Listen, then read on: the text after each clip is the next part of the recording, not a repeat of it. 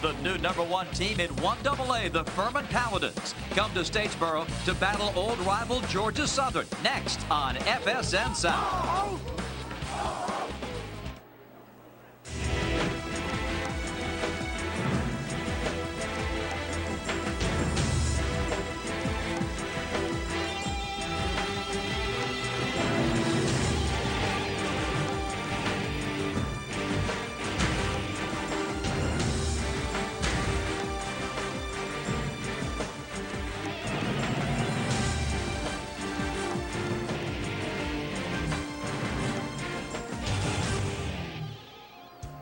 The first Saturday in November brings us to Statesboro, Georgia, and the campus of Georgia Southern University for what should be a smash-mouth day of football in the Southern Conference.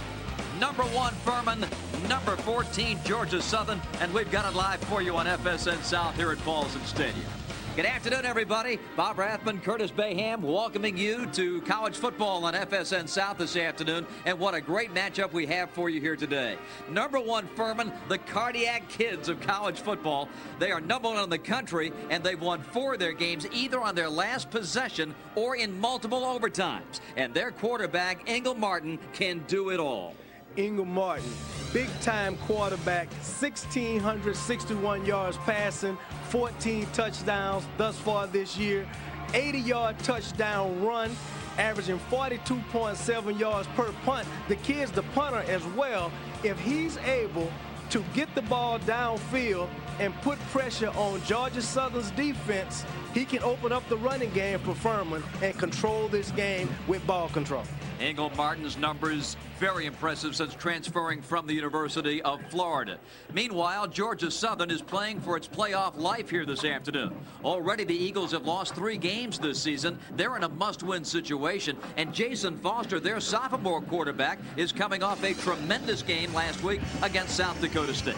Foster, very athletic quarterback, 1,091 yards rushing, 16 touchdowns, 556 yards passing. If he's able to run that triple option properly today, get to the outside and put pressure on Furman's outside linebackers and corners, it can open up the dive play. And Bob, you and I both know the dive is what the triple option is all about. They love to run it in Statesboro, and a capacity crowd at Paulson Stadium to watch it unfold as Furman meets Georgia Southern next on FSN South.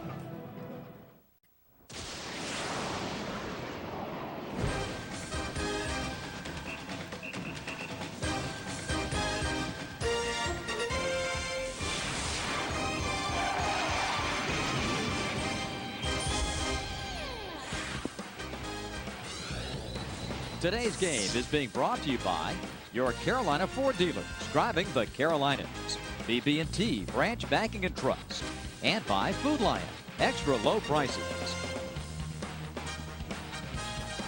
Back at Georgia Southern, the Eagles ready to entertain Furman. Couldn't ask for a better day weather-wise. Temperatures in the mid-70s with overcast skies. We are in for a great day of college football in the Southern Conference. We talked about the quarterbacks, but 2 great linebackers will be featured here today. And for more on that story, we send it down to the 3rd member of our broadcast team, Corey Kessler. Thanks, Bob. I specifically asked Furman head coach Bobby Land what a football fan could expect from today's game this afternoon, who was going to win and how. He said the team that limits the other team's offense from staying on the field longer will win this game. And, of course, that means defense. And 2 linebackers that you're going to be calling their name all day long. John Mooring for Georgia Southern will try and limit Furman's offense. He's a linebacker, a junior linebacker, transferred from the Air Force Prep Academy, and he is a guy to look for. He was a Southern Conference player last year on the all-conference team, 2nd team member, and has got great bloodlines. His father played, was a 2-time All-American at CW Post. He's averaging 9 tackles a game, and also his cousin plays as well in the NFL. How about conversely on the other side? A guy by the name of William Freeman. You'll be calling his name all day long. He's caught the eyes of NFL scouts. He was the Defensive Player of the Year in this conference last year. He will most likely be playing in the NFL on Sundays. He as well is averaging 9 tackles a game, and it's going to be heavily dependent upon him, guys, because the Georgia Southern Eagles are averaging 377 yards a game on the ground. How about that? We'll see what happens, and we'll send it back up to you guys. It's going to be a heck of a game. It will be, Corey. Thank you very much. We can't wait. We've been waiting in anticipation of this game for a long time. We've had this one circled on the schedule card. You look at the series history, it's tough to beat these Eagles down here in Statesboro. Furman has won only once down here, and all time Georgia Southern has won 89% of its home games. Playoff type atmosphere here today. Georgia Southern knows this is a must-win situation for them. If they lose this game, the playoffs may not be there. Bobby Lamb is the head coach at Furman. He used to quarterback this outfit. Now the head man. He's got his ball club at 7-1 and just a half a game behind Appalachian in the Southern Conference standings. And for Georgia Southern, the head coach Mike Seawalk, his team with 3 defeats, and he made it very plain during the week in preparation for the game. It is a must-win situation. Mike does not believe that if Georgia Southern loses today, they will get a playoff invitation with 4 overall defeats. Scott Beckler is the kickoff man for Furman. Georgia Southern won the toss, and they elected to receive. A lot of times you'll see the team defer, but not Georgia Southern today. They want the football right away. Lewis Barr is the deep man for Georgia Southern. He's back there with the talented Teddy Kraft. We're ready for football. And an end-over-end, a short kick, will be taken at the 20-yard line. And Georgia Southern gets just a few yards on the return out to about the 30-yard line, a 10-yard return, and that's where the Eagles will set up shop this afternoon. The quarterback is Jason Foster, 5'9", 194-pound sophomore. Last week, a career day running and passing against South Dakota State. Take a look at his numbers as we check our Carolina Ford dealers starting lineups. Foster with over 1,000 rushing yards. He is indeed a threat to run it along with Jermaine Austin. And Austin gets the initial carry to start this day. And there to make the tackle is Andrew Jones, a true sophomore at middle linebacker. Andrew Jones really coming on strong, the Furman coaches were telling us this week. Bob, it's imperative that Georgia Southern starts this game with some type of drive. They need to build up momentum with this triple option and set the stage for what they want to do on offense right away.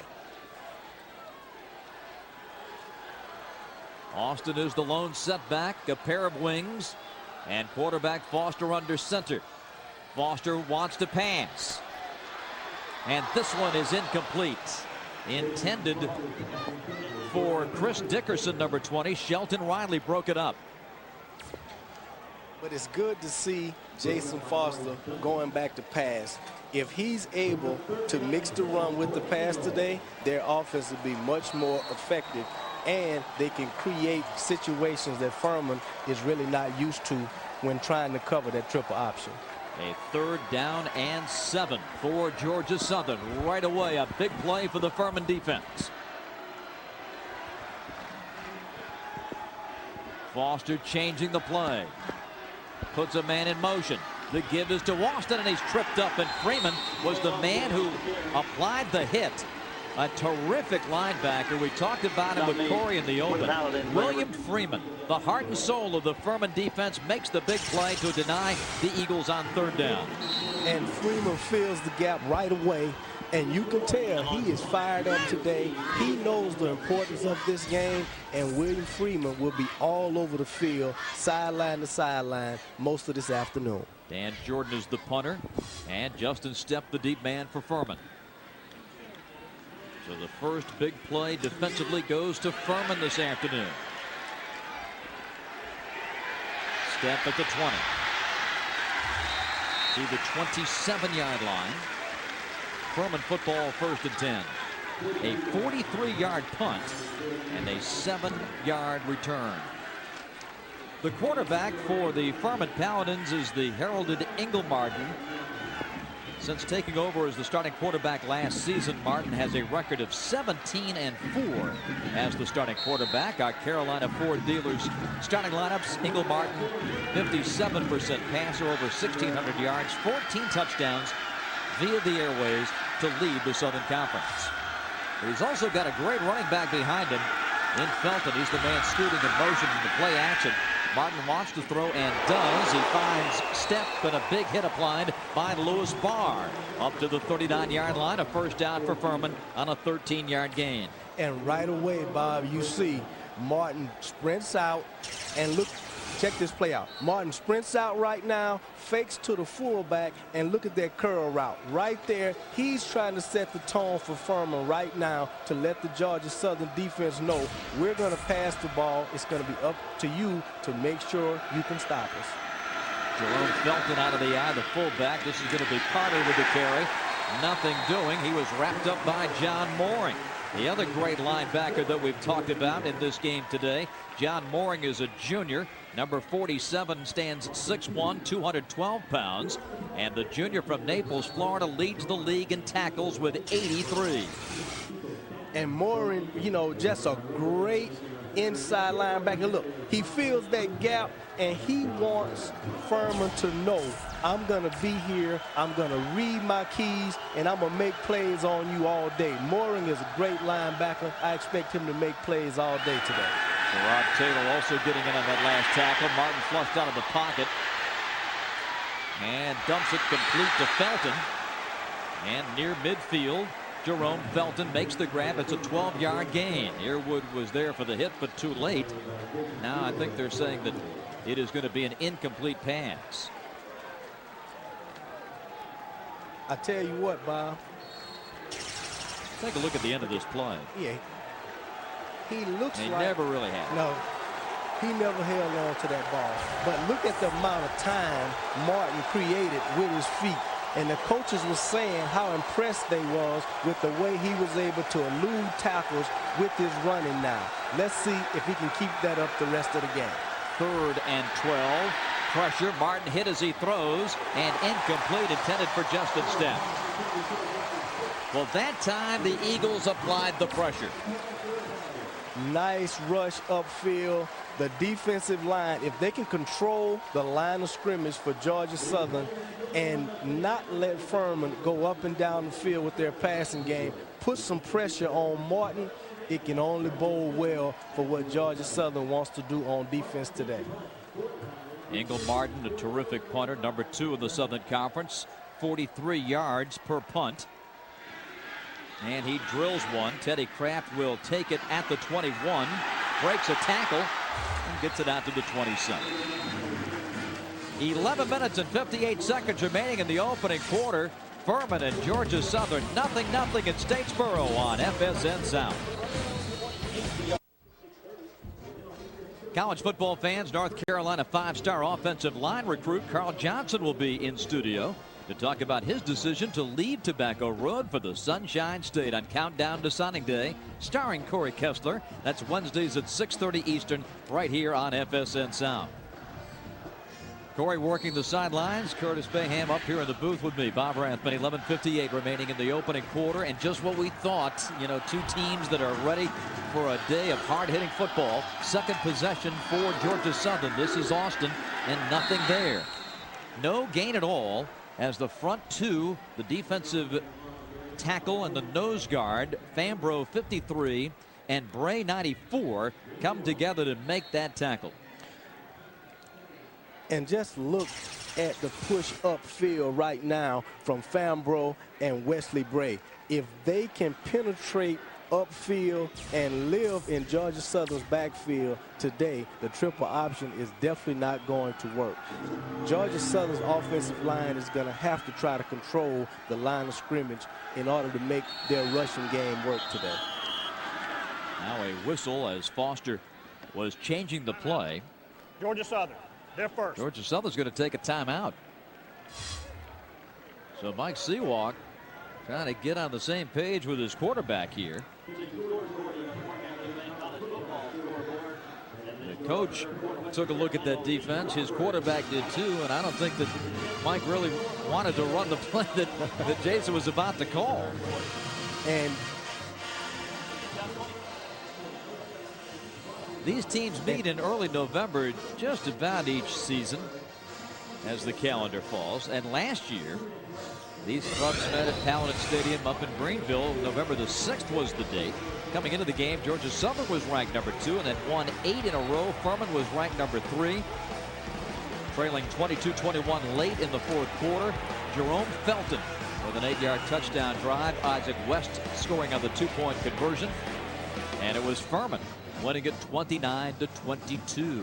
4 lead changes in that game. And we really expect another close battle back and forth this afternoon. I fully expect both of these teams to keep playing with playoff type intensity, and that's why you got the timeout early in this game. There's very little room for error in a game of this magnitude. Basically, Georgia Southern knows they can ill afford to make any mistakes against the #1 team in Division I AA. Georgia Southern has the #1 rushing offense in 1AA football. 376 yards per game. Foster takes it himself. And a decent seam gets him out to the 33. And that is exactly what Jason Foster has to do today. He has to put pressure on the outside linebackers and corners of Furman and let them know, you know, if you cannot stop me on the outside with my 4.38 speed, I'm going to turn the corner, and I'm looking to break the big one at any moment. But that's going to also open up the middle of the field for that dive play. Jermaine Austin, a great dive type of running back, 1,139 yards himself thus far this year. If he is able to get that dive and pick up 6.6 yards a carry, which is what he is averaging right now, I think Georgia Southern can control this football game with their rushing attack. The man who made the tackle, Maurice Duncan, is okay. He jogs off the field. There you see him, number 2, the senior from Macon, South Carolina. And coming in, Christian Owusoyan, number 24, fills that cornerback spot. Georgia Southern with it, 3rd down and just about a yard.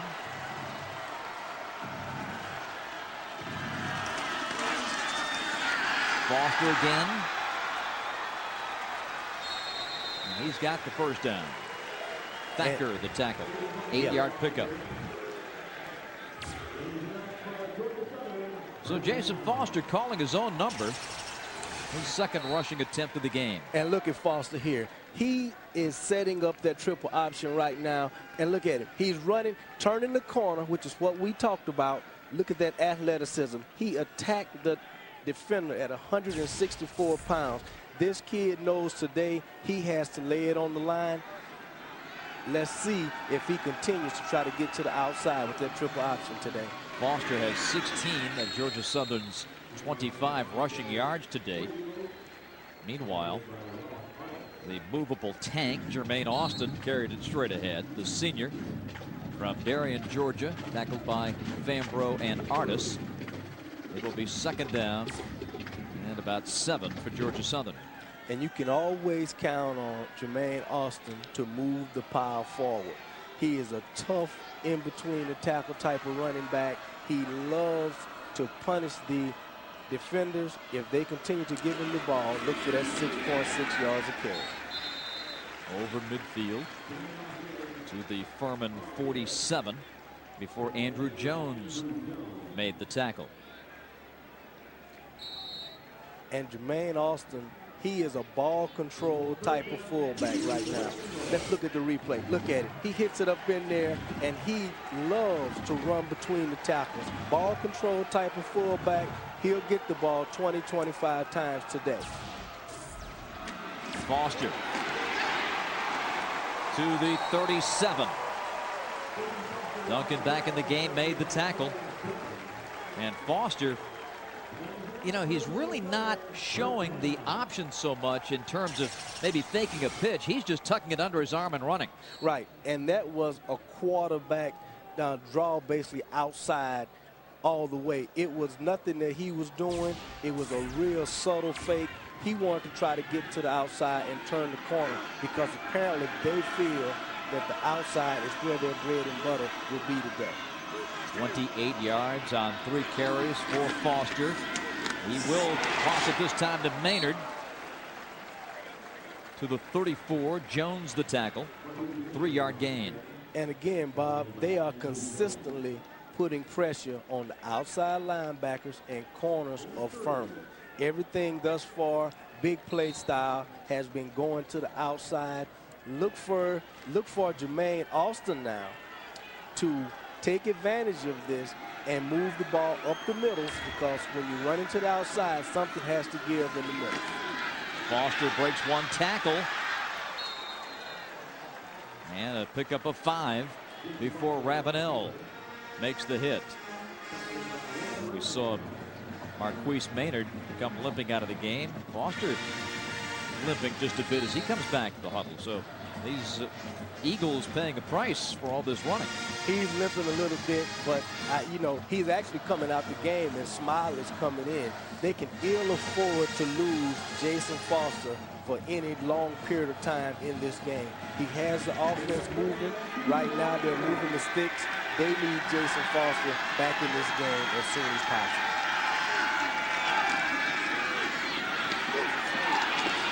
And a big hit for Furman. Gary Nelson, the strong sideline backer, coming through to take Darius Smiley down, the junior quarterback replacement. Looks like Foster's going to go right back in, but what a big play by Nelson. And look at what happened to Jason Foster 2 plays ago. Yeah, and it looks like, Bob, he got rolled up on his knee right there. Got rolled up on just an awkward tackle. He got tackled from behind, and the other defender hit him up front. Kind of twisted his knee a little bit, but the warrior that he is, he's back in the game, trying to make something happen for his team. Jones chasing from behind. Kraft on the far side. It's out of bounds. He caught the pass but was out of bounds. Incomplete. Now they're saying that. Let's take a look at. There's a penalty flag down at the 29-yard line. Let's check the end of this play, whether Kraft ever had possession. No, that ball popped loose, so it was not going to be a catch either way, inbounds or. There's no foul on the play. No foul on the play. First down. They pick up that flag, and 4th down for Georgia Southern. But again, it is a pleasant surprise to see Georgia Southern sprinting out and trying to pass the ball somewhat against this Furman defense downfield. If they can mix the triple option runs with some type of passing attack, it'll put tremendous pressure on Furman's defense, because they came into this game trying to defend one thing, the triple option. Georgia Southern losing the football on downs. Furman takes over, 1st and 10. Felton. Oh, look at him move that pile to the 45. And Coach Lamb spoke highly of Jerome Felton. He said this is the guy that also has to get our offense going. If he's able to hit those seams in the middle of the field, very big physical fullback, 252 pounds, got 539 yards rushing and 9 TDs thus far this year. If he's able to hit it up in there, straight up the gut, it's going to open up the passing game for Ingram Martin. Felton. Again breaking tackles. Mooring wrapped him up. Felton hard to bring down. 6 feet tall, but 250 pounds. And sophomore from Madisonville, Tennessee. And I can tell you, Bob, that's a load to tackle down every down. I mean, he is breaking tackles left and right now. He's a very physical fullback. Very physical fullback. And if he continues to punish Georgia Southern's linebackers and interior people, sooner or later he'll get an opportunity to break one before the day is over. Felton barrels his way to midfield at the 49. A penalty flag. Flag thrown at the Georgia Southern 48. Willingham and Sherman on the tackles for the Georgia Southern Eagles. So the Paladins will be penalized here. Bobby Lamb on that Furman bench. No score, 5:36 first quarter. And here is our referee this afternoon, Ed Rhodes. Illegal shift. Offense. 2 men moving in the backfield. 5-yard penalty. Repeat, second down.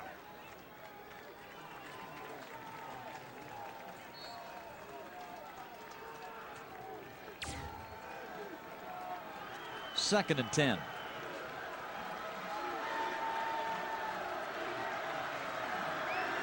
Martin and Gibson are the setbacks.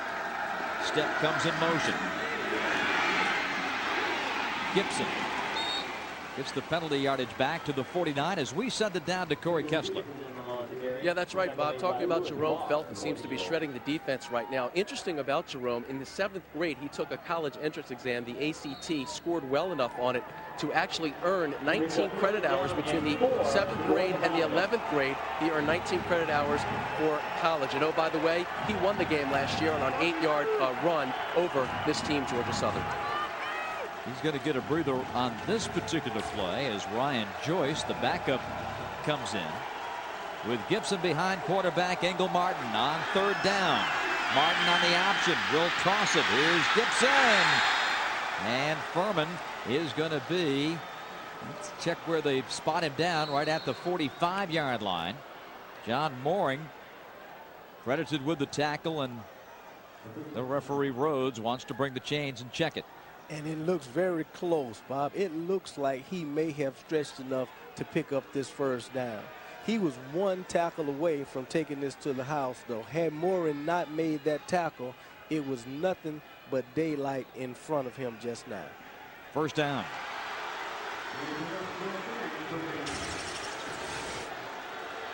Nice play, quarterback option. Look, he pitches it up, and look at that hole. 1 tackle, shoestring tackle, nothing but real estate out front. If Mooring would not have made that tackle just now, it could have been a touchdown. But you expect Mooring to make those type of plays. He's a very solid linebacker. First and 10, Furman on the handoff. Here's Derek Carter. Willingham the tackle. And it looks like Furman is very much mixing the pass with the run. They're doing a lot of sprint out things with Martin right now. And I can tell you what, they kind of got Georgia Southern defense off balance right now. They don't know if they're going to pass or run. That bodes well for what Furman's trying to do today. Furman very balanced with 254 rushing yards, 226 passing yards per game on average. Oh! Big hit as Felton got the football, coughed it up. Georgia Southern indicating that they have it. Well, let's see what the referees think. It's going to be 3rd down. Furman maintains possession. Boy, Felton got that handoff. And big number 91 was there to hit him, Sherrod Taylor. And it looks like he never really got the handoff from Martin. The minute Martin extended his hand, the defender was there. Felton really never had a chance with that play.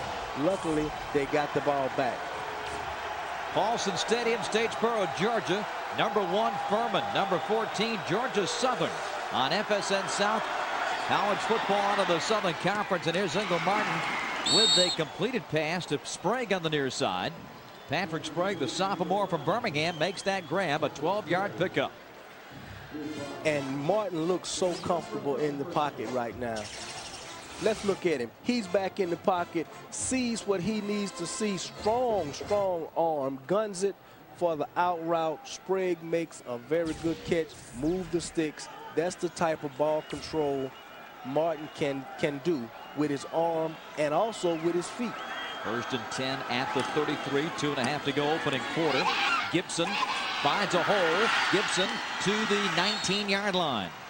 Cedric Gibson, sophomore, Summerton, South Carolina, adds 14 yards. And Furman with a very nice drive going as they are threatening here as we come to the close of the opening quarter.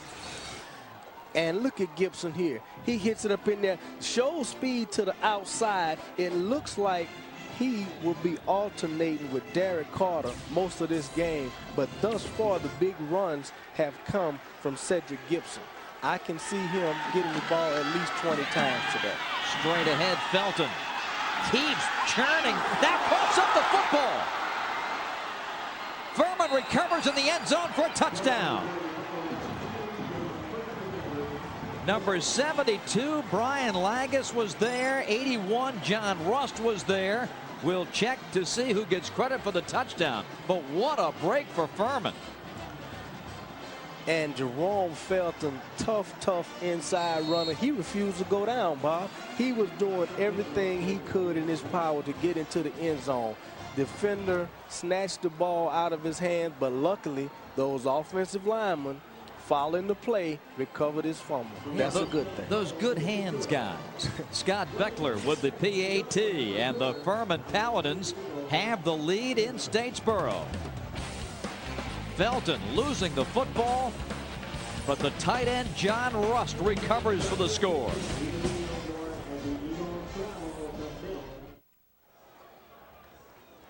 Furman leads it 7-0. You're looking at John Rust, who just recovered that fumble in the end zone for the touchdown. His 4th touchdown this season. He's caught 3 balls for scores and now recovers the fumble in the end zone. Teddy Kraft is deep for Georgia Southern. Kraft running up. He'll take it at the 16. Return to the 24. Let's take a look at that scoring drive. Furman going on 9 plays. This was the only pass completion of the drive. 11 yards to Sprague. Gibson was outstanding as the primary running back, and then the big break as Rust recovers it in the end zone. And Rust is a very big part of what Furman does on offense. At tight end, he's leading this team with 24 receptions. That's his 4th touchdown. He was following the play like he should. Very good move by him. Austin breaks a tackle and bounces over the 35 to the 37. 13-yard gain before Gary Nelson brought him down. That touchdown by Furman seemed to take a little of the starch out of the crowd here at Paulson Stadium. But Jermaine Austin trying to get him back on their side with that run. And Jermaine Austin is one of the guys that can get this crowd back into the game. First down on that run. They're used to this guy picking up at least 6.6 yards a carry. Let's see if he can continue to do that. Foster to the 39. Again, Nelson the tackle. Foster shaking off the effects of that hit that seemed to work on his knee a little and injure it. Perhaps the ankle as well. And so far, Foster this afternoon in running the football has carried it 5 times for 35 yards. And very interesting, Bob, when you have 2 basically running back, quarterback with over 1,000 yards and a running back with over 1,000 yards, they both want the ball. And they both expect to get the ball at least 20 times today. On the toss, Andrews. 9-yard pickup for the redshirt freshman from Swainsboro, Raja Andrews. Nelson piling up the tackles for Furman. 1st and 10 for the home team at the 48.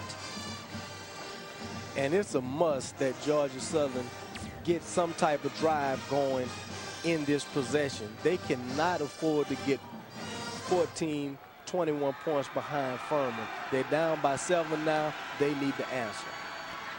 This may very well be the final play of the first quarter. Austin into Furman territory at the 49. Jermaine Austin, over 5,000 rushing yards in his career, the 14th running back all time in 1AA history to accumulate 5,000 yards. That will be the end of the opening quarter in Statesboro, Georgia. Georgia Southern hosting the #1 team in the country, the Furman Paladins. And at the end of 1, Furman leads 7-0.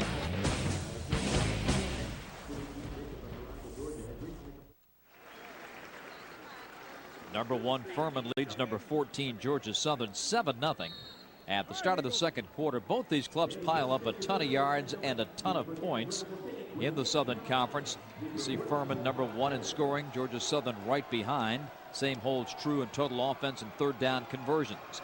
But just a 7-0 score at the end of one as Foster goes back to pass, shakes a tackler, and he's got some running room to the outside. Freeman chasing, and Foster knocked out of bounds by Thacker. Very athletic play by Jason Foster. He was stopped behind the line of scrimmage and showed his ability to get rid of a defender. Look at him here. Wesley Bray had him wrapped up. Leslie all over him. And look at that athletic ability. Now watch this speed. He turns the corner looking for daylight. You know, this quarterback has to do those type of things all day to move the sticks and put pressure on the outside linebackers of Furman. 23-yard gain, and Foster breaks a tackle at the 10. Touchdown, Georgia Southern.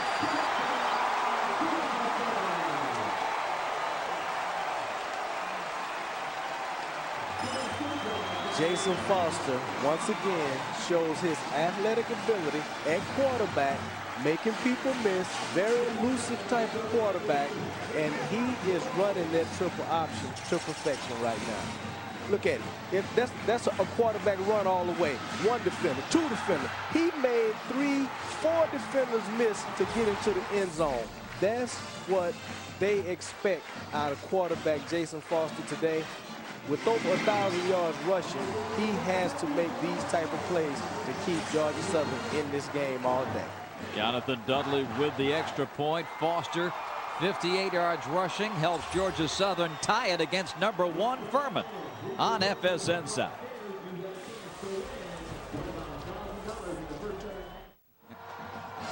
These guys know how to get on TV. See, you take a great quarterback and you tie in Rupert Murdoch, FSN, Australia, the whole bit. I mean, it's working. And the 7-7 game right now here in Statesboro. And there's the man, Jason Foster, 26-yard touchdown run, his 17th rushing touchdown of the season, 84 yards rushing for the afternoon.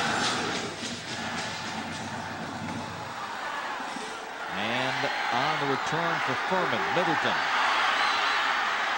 He breaks clear. Middleton off to the races. One man to beat. A terrific return by William Middleton. It's Furman right back in business. A 65-yard kickoff return.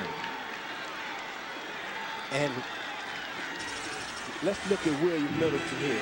A freshman from Atlanta, Georgia, you know, all over the place. Sees his seam, hits it up in there. All he has to do is outrun Lewis Barr. Barr misses the tackle. If he could have kept his balance, that was 6 points. Missing defenders, he's a very elusive type of guy right here. Great returner. He's leading this team in return yardage right now. If he is able to do that, not only on kickoff, but any other thing that he's doing, he could be a factor in this game as well today. Let's take a look at that scoring drive for Georgia Southern, and it was all quarterback Jason Foster. As we mentioned, put together 84 yards total in the game. This is the touchdown run, and that tied the game at 7. 6 plays, 76 yards, as Georgia Southern has tied this one at 7. But Furman, after the great kick return, has it in excellent field position at the Georgia Southern 36. Ingle Martin going back to work, rolling, throwing, and it is complete to Sprague on the near side. And he's out of bounds at the 27-yard line. That's a 9-yard gain. Earwood the tackle. And with that great return by Middleton, it sets up plays like this. Look, Martin outside, nobody giving him any kind of trouble, no kind of contain on the outside. Easy throw, he guns it to Sprague, pick up 8 yards, 2nd and 2. That's great for the Furman's offense.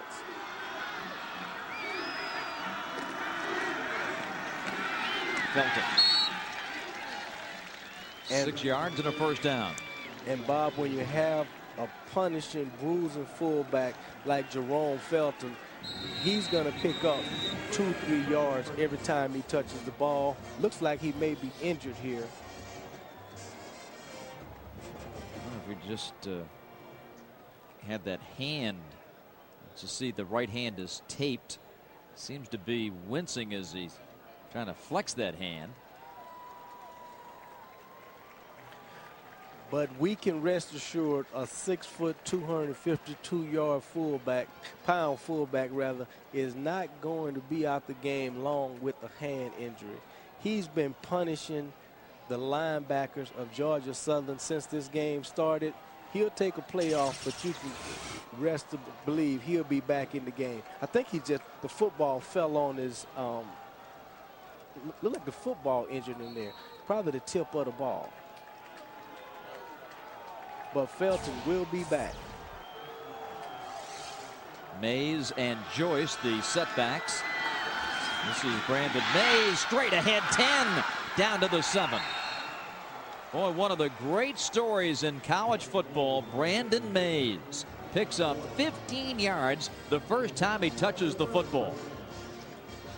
And Brandon Mays, special story on him. Obviously, he had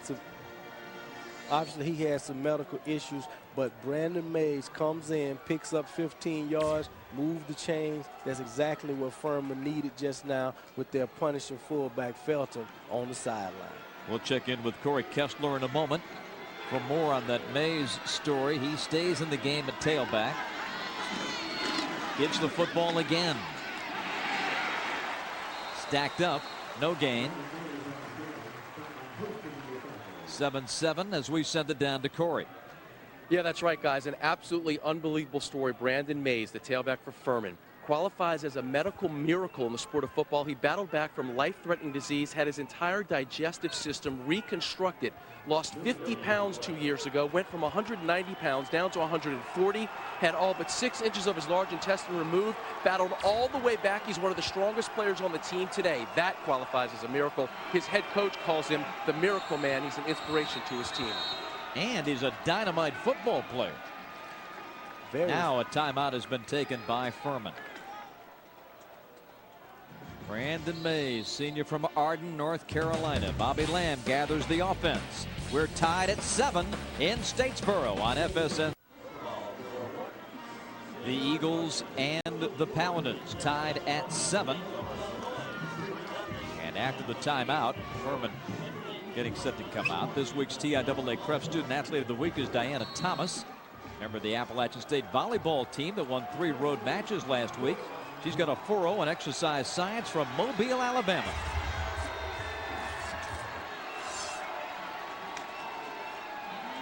Martin. Pitch is late, out of bounds. Penalty flag, and you talk about a dangerous attempt by Martin. A.J. Bryant defending. Very dangerous pitch just now by Martin, but again, he's inside the 10-yard line trying to make something happen with his feet. Would have done better tucking that one in and calling it a day. Look at Martin. He tries to turn the corner. Thought he had a seam. Bad pitch there. Luckily, the sideline was his friend. Look at sideline is his best friend right now because Mooring was all over that pitch. And a forward lateral, so the penalty flag. Illegal forward pass, number 15, offense. 5-yard penalty, loss of down, 3rd down. So that really is the tough part about that penalty is the loss of down. Pushes the football back to the 8. Down to Corey. Guys, it looks like you were absolutely right. Felton was complaining about his index finger. The trainer told me it is possibly broken. They're going to try to stabilize it. Most likely he will be back in the game. 3rd and goal.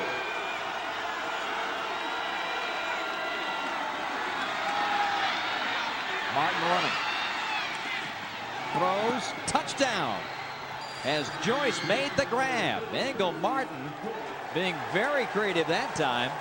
Now a penalty flag has been thrown at the 6-yard line.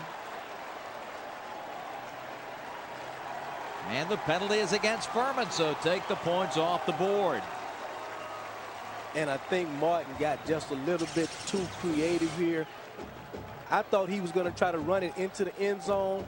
A forward pass with his left hand.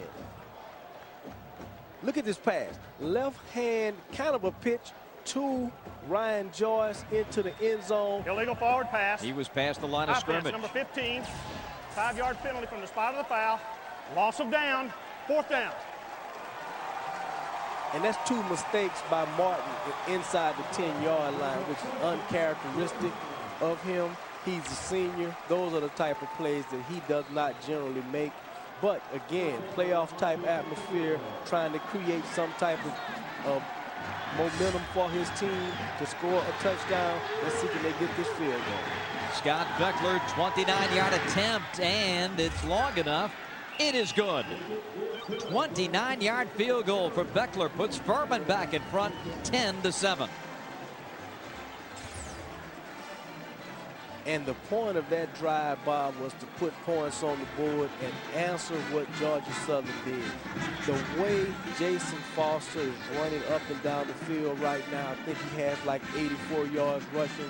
Furman needed to answer, and they answered by putting 3 points on the board. That bodes well for them. Now their defense has to step up and come up with some type of play that's going to shut this vaunted triple option down that Georgia Southern is attacking Furman with right now. Now, Bobby Lamb, you see him gesturing on the sideline.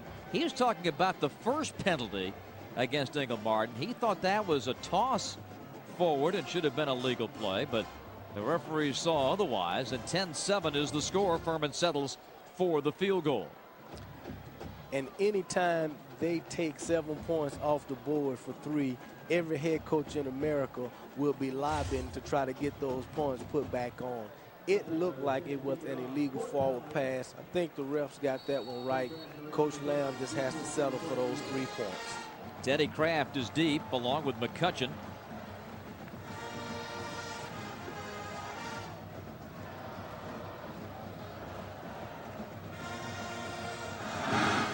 Little squib kick. That's touched, a live ball. And for Georgia Southern, A.J. Bryant falls on it. Let's take a look at those 2 plays in question. And it looks like Martin is there, but clearly it shows that it was a forward pitch. The ball goes out of bounds, no harm done. But the second one, you know, he tried to pitch it with his left hand. I think Coach Lamb was arguing that he was throwing the ball to well, the second one, he was past the line of scrimmage. He was past the line of scrimmage, so neither one of them will count today. Now Georgia Southern has it 1st and 10 at their own 28.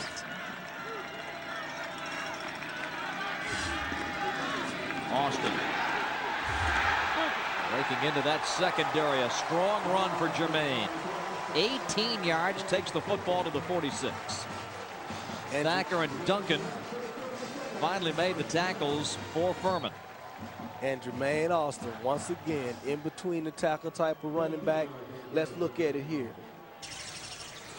Austin sees his gap. That's the dive play that we've been talking about. The fullback has to be able to make someone miss or run over someone to make that dive play effective. And if Austin, as we check the pitch now, it comes to Jefferson. And he's knocked out of bounds at the Furman 46-yard line after a 9-yard gain. If Austin can break through that first line of scrimmage activity and get a couple of steps of steam, he is hard to bring down. He's a load to bring down. The coaches said once he gets going, between the tackle type of running backs typically love to punish secondary people.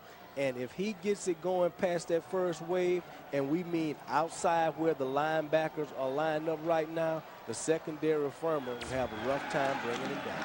Foster tripped up. A nice hit by Andrew Jones. I don't know if he's ever going to win a Gold Glove, but he can sure play linebacker.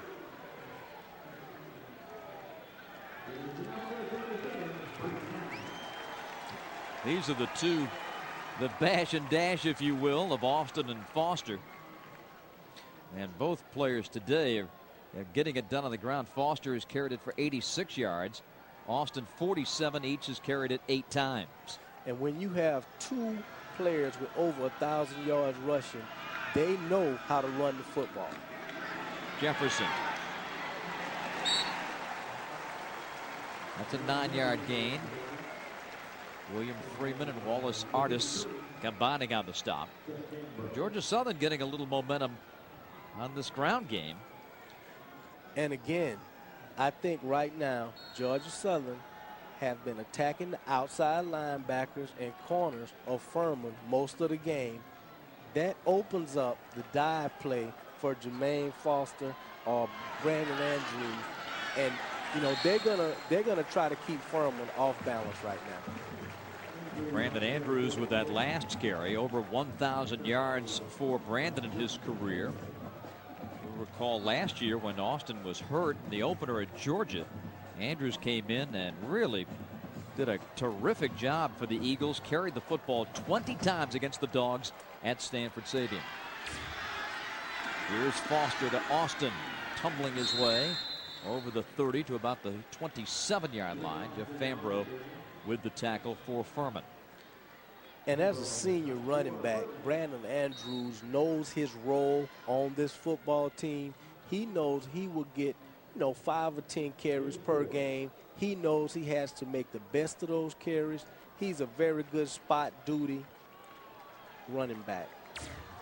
Payton award list features, of course, 3 men from this league. To the 23-yard line goes Lennon Jefferson out of Guyton, Georgia, averaging well over 9 yards per carry this season. Austin Holmes, the left cornerback, with the tackle. Furman with the Holmes there. He's from Jacksonville, Florida, but they feature several Georgians on this roster, 36 in all, and 6 of them start. So a chance to play here in the Peach State against Mike Seawalk's Georgia Southern Eagles. Foster to the 19, and that's going to be a first down for the home team. Roy Ravenel, the tackle. And what Furman is not doing defensively is they are not being disciplined with their reads. When you are trying to defend the triple option, everybody on defense has reads and keys that they must follow. When one person breaks down, it bodes for a big run on the offensive side of the ball. Georgia Southern keeping it on the ground exclusively in this drive. Brandon Andrews to the 12. An 8-yard pickup as Freeman and Thacker combined for the stop. But Georgia Southern really getting the ground game rolling now. And look at Andrews, between the tackle type of running back as well, up the middle. And look, he's carrying defenders with him right now. That's 4 or 5 defenders that he's trying to push the power forward. I tell you what, Andrews and Jermaine Austin will make their living today between the tackles for Georgia Southern. 184 rushing yards for the home team. Andrews plows his way inside the 10 to the 8, and that is going to be another Georgia Southern first down. It'll be 1st and goal as the Eagles trail it by 3. 9:22 remaining in the second quarter. Capacity crowd at Paulson Stadium in Statesboro, Georgia, to watch number 1 Furman, number 14 Georgia Southern. Furman has won only once here in 7 tries. They've got a 10-7 lead, but the home team is marching. Foster behind the Austin block to the 5. And it looks like Georgia Southern has this triple option working properly today. Foster and Jermaine Austin have been getting big yardage every time they go. The triple option is just working today. And it's up to Furman to try to shut this thing down some type of way. In the red zone, Georgia Southern 84% this season, 36 of 43 with 32 touchdowns and 4 field goals. Looking for 6 here is Austin as he plows his way to the goal line. Did he get in? Yes, touchdown Georgia Southern.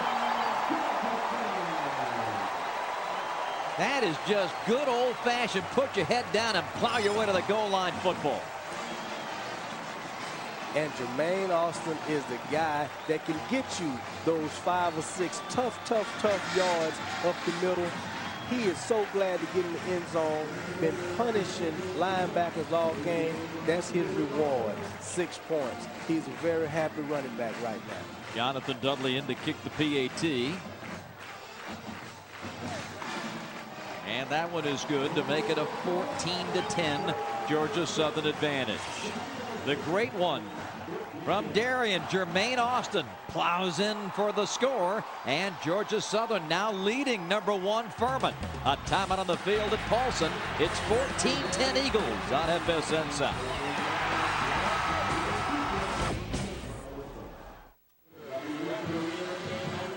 Jermaine Austin. Georgia Southern has taken a 14-10 advantage. Trying to knock off the number 1 team in the country and keep their playoff hopes alive. 10 carries, 54 yards. Austin with the first score today. Foster has also added a touchdown as Georgia Southern, with its vaunted ground game, rolling now and leading it by 4. Jonathan Dudley to kick it off.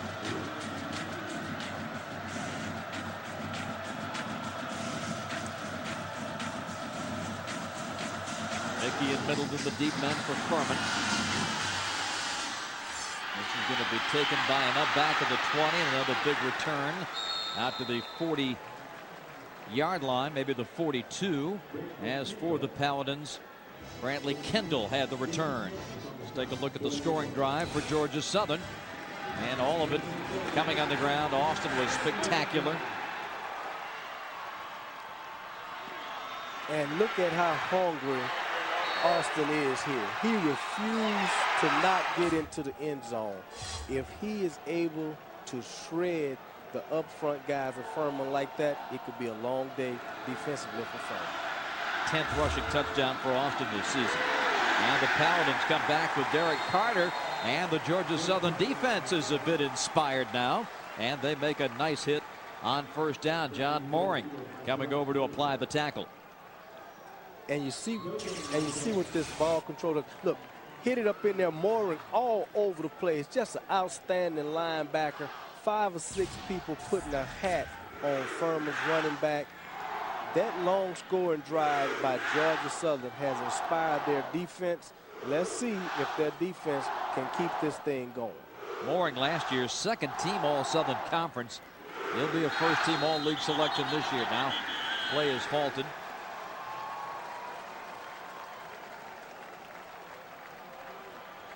Timeout.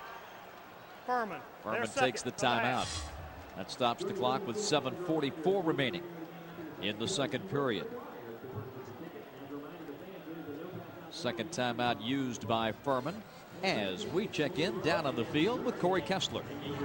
Yeah, that's right, guys. It's not surprising that we're seeing a seesaw battle. One team in the lead, the other team taking the lead, not only because Georgia Southern needs to win this game to get into the playoffs in the postseason. Also, Furman wants to maintain that number 1, but also because of recruiting. When you think about Furman's roster, they have more than 30 players. Of course, they're located in South Carolina. More than 30 players on their roster are from the state of Georgia. So for Furman to come in here and win on Georgia Southern University's campus would mean a lot for recruiting. Also, it would mean a lot for Georgia Southern if they pull out the win. Guys? These two have such a rich history that began back in 1985 in the 1AA National Championship game.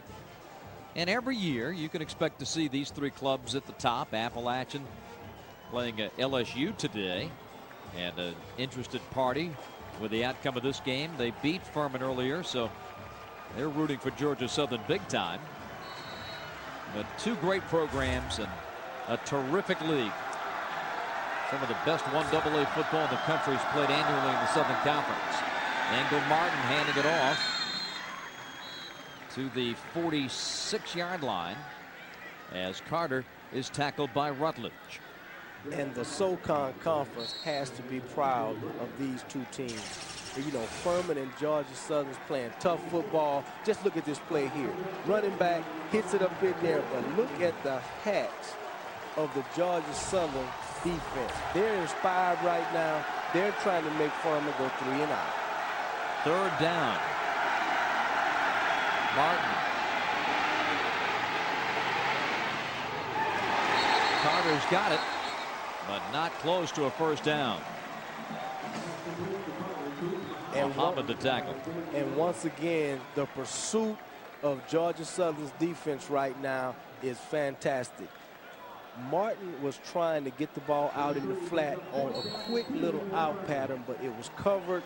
And Georgia Southern's defense right now, Lewis Barr on the corner, McBride on the other corner, they're basically covering the wide receivers for Furman right now all over the field. Fourth down. Will he kick it? Oh, a whistle.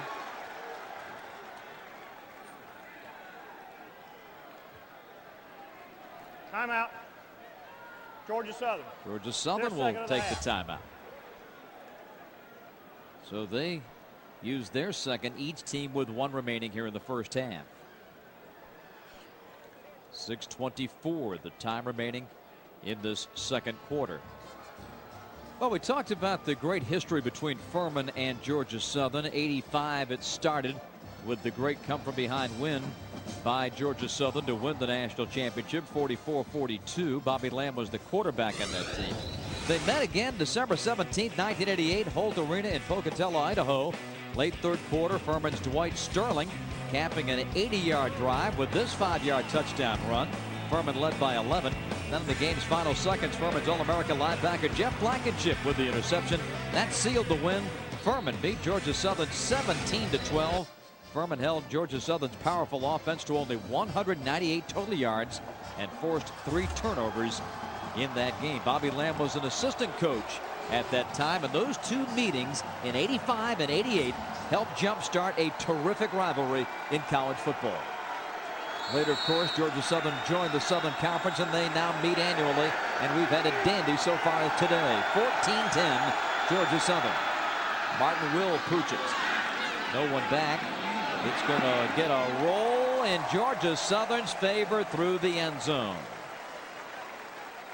Touchback brings it out to the 20. And Georgia Southern, which has done such a great job on its last 2 possessions controlling the football, get it back with 6 minutes and 18 seconds remaining in this second quarter. And right now, Georgia Southern's running game has gotten everybody on defense fired up. This week on Fox NFL Sunday, the Falcons look to keep pace in the NFC South as they take on the Dolphins. Panthers battle the Bucs, or the Bears take on the Saints. Giants 49ers Sunday on Fox.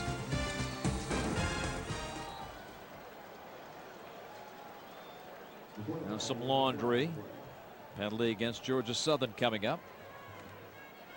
Prior to the snap, false start, offense, number 62, 5-yard penalty, still first down. Right tackle Russell Orr, the guilty party, back to the 15, 1st and 15.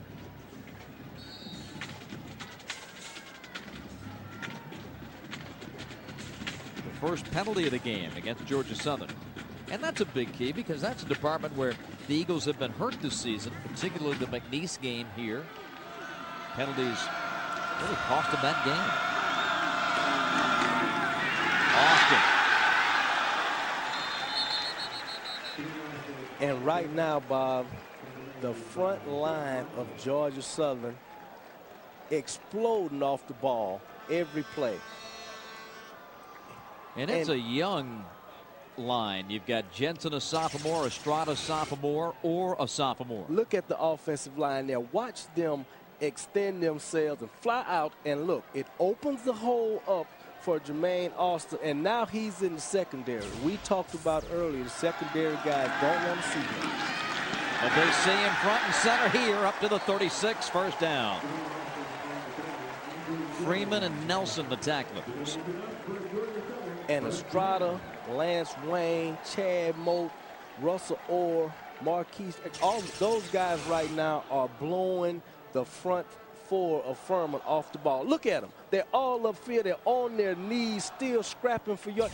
They are making it easy for Austin and Andrews to run up the middle right now. Andrews is in for Austin.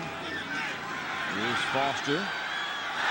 Pulled down from behind, and a penalty flag, maybe a face mask. Andrew Jones, the tackle.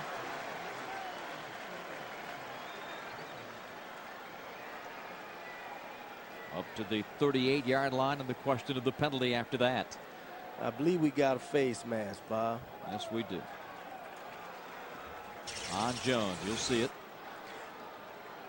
Yeah, Jones was trying to grab something. I guess when a quarterback runs a 4.38, you're trying to grab anything you can. He made a mistake by grabbing Foster's face mask.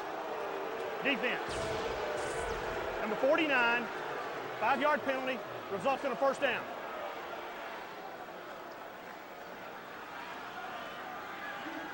.511 should have been Andrew Jones. 41, the guilty party.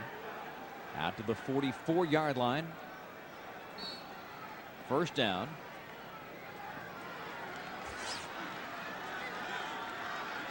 And 2 yards to go.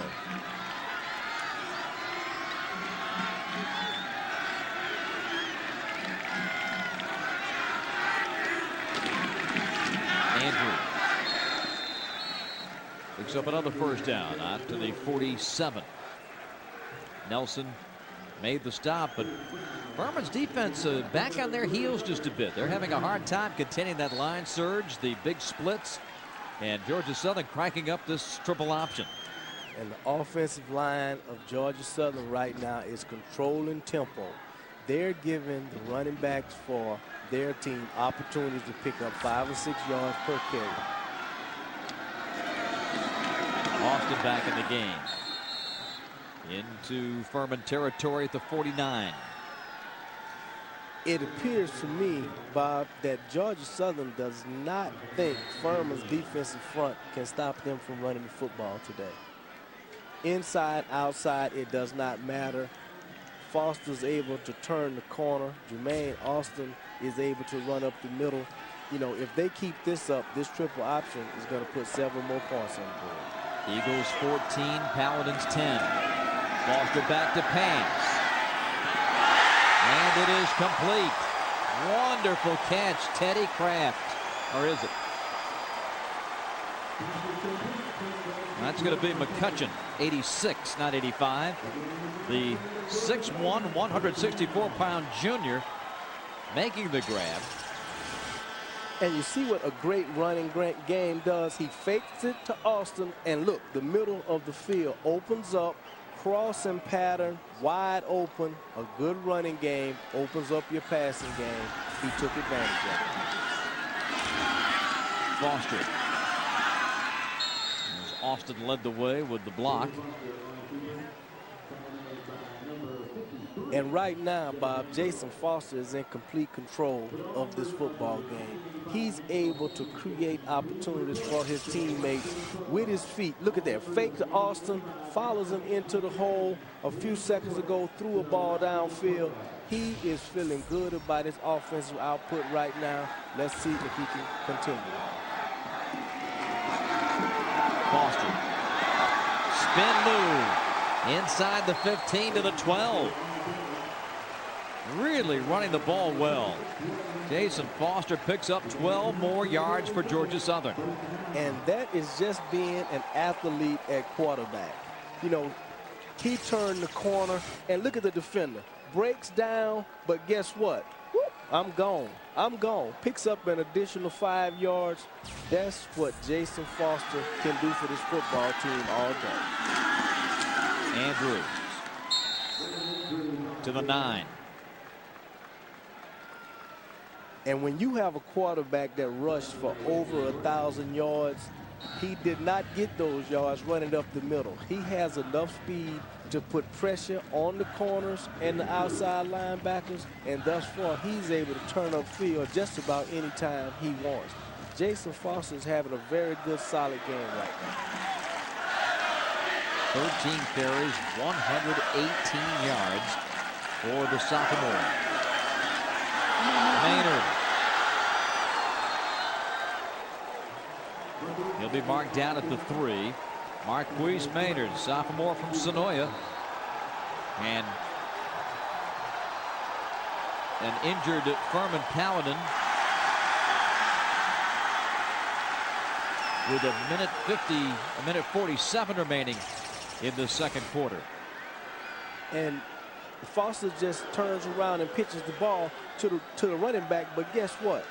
That play has been there all day as well, because simply right now, Georgia Southern is in control offensively of the tempo and everything else that's happening in this game right now.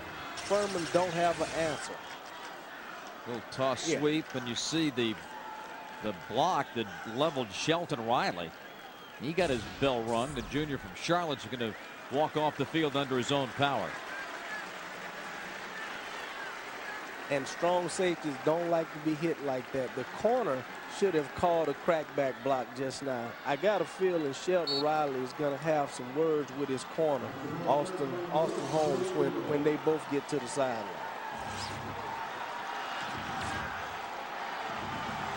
Kraft splits out wide to the bottom of your screen. Foster at quarterback with Andrews behind him. It's going to be Foster. Loose ball. Furman has it. The Paladins recover in the end zone. Rico Scott with the big recovery, and what a turn of events. Georgia Southern marching the length of the field. Looked like they were going to take a lead of 11 points. But instead, Foster loses the football. The Paladins recover, and it remains 14-10. And it looks like to me that he was in the end zone. Let's look at it here. Did he cross the line? Did he break the plane? Tough call right there for Jason Foster. Engel Martinez, a penalty flag is dropped at the 18.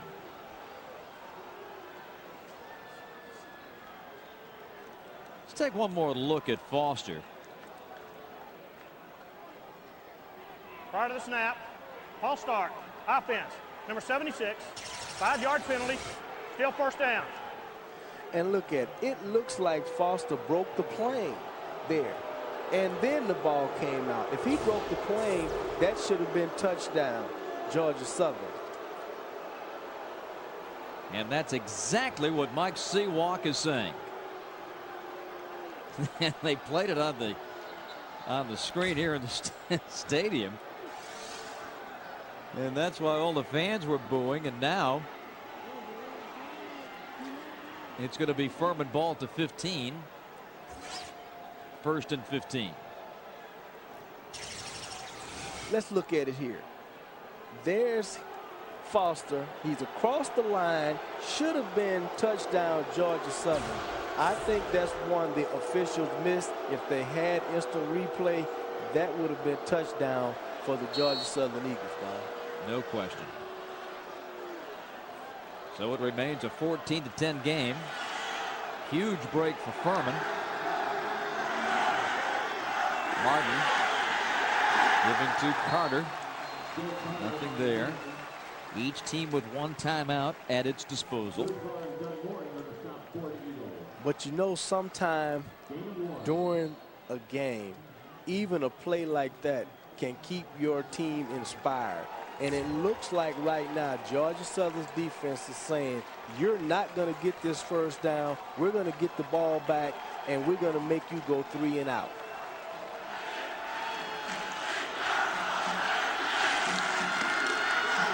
Carter stumbled when he got the ball from Martin. Just the opposite of what Furman's front four have been doing on defense. Georgia Southern's up front guys, Sherman, Krantz, Taylor, Beard, those guys are penetrating deep into Furman's backfield. The running game for Furman has been non-existent since Jerome Felton been out the game. 14-10 Georgia Southern with 39 seconds remaining, and the Eagles burn their final timeout of the half.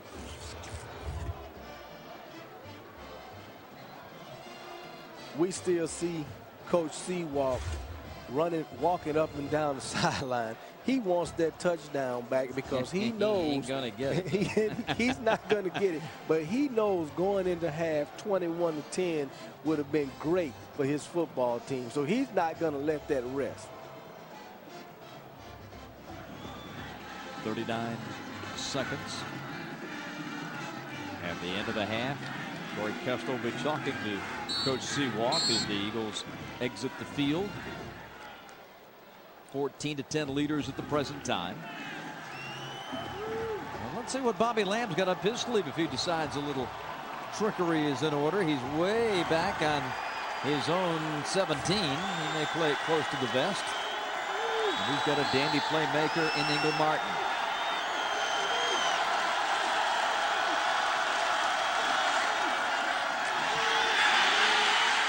Throws it complete to Rush, the tight end. And great hit out to the 28, shy of the first down. John Mooring, we've called his name all afternoon. Boy, he has a nose for the football. Big time nose for the football. Play action fake, quarterback boot, and look at this big hit by John Mooring. That's why this kid has 78 tackles and 3 interceptions thus far this year. He is a sideline to sideline defender. And that will be the end of the first half here in Statesboro, Georgia. Capacity crowd and then some here at Paulson Stadium to watch it. Number 1 Furman trailing number 14 Georgia Southern 14-10 here at the half. Mike Seawalk is going to talk to Corey at some point, but first the head coach is going to chomp away at the referee Ed Rhodes about the touchdown that was not given to his ball club. Now we're going to see what kind of a track star Corey Kessler is if he can get over there and talk to Seawalk before he exits the field. But Mike is giving the referee a piece of his mind. And now we send it down to Corey. With head coach Mike Seawalk of Georgia Southern, coach, what were you talking to the referees about that end zone play? Absolutely. I mean, I thought that thing was in the end zone. I mean, you cannot do it like that. You battle your dang tag off like that, get it down there in the goal line. That kid goes in there and gets these 2 yards in the zone. They don't give it to you. We didn't do a better job holding on to the football, but we're doing. Defense is doing a nice job. Offense, we got to keep returning the ball. We're not getting many kicks to the can, so you got to make sure every possession is important to you. And that possession right there was very important to us, and we didn't get the right call. Nonetheless, coach, you're up 14. They're going to be all right. You heard it. They are into it, folks. This is a very big football game.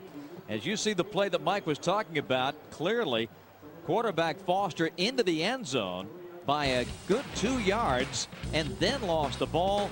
But the play was ruled a fumble lost, and it remains a 14-10 game. Everything we thought with the Eagles hosting Furman and a 14-10 halftime score. We'll be back with more in a moment on FSN South. After a beautiful day in South Georgia, a spectacular sunset in Statesboro. 14-10 is our halftime score here at Paulson. Welcome back, everybody. Bob Rathman, Curtis Bayham with you. We'll be checking in with Corey Kessler in just a moment. As advertised, a whale of a football game. Exciting football game. Both of these teams realize that there's big-time implications on who loses this game. Georgia Southern rushing the football, 252 yards rushing thus far in this half. If they can continue that, they can control this football game with the rushing.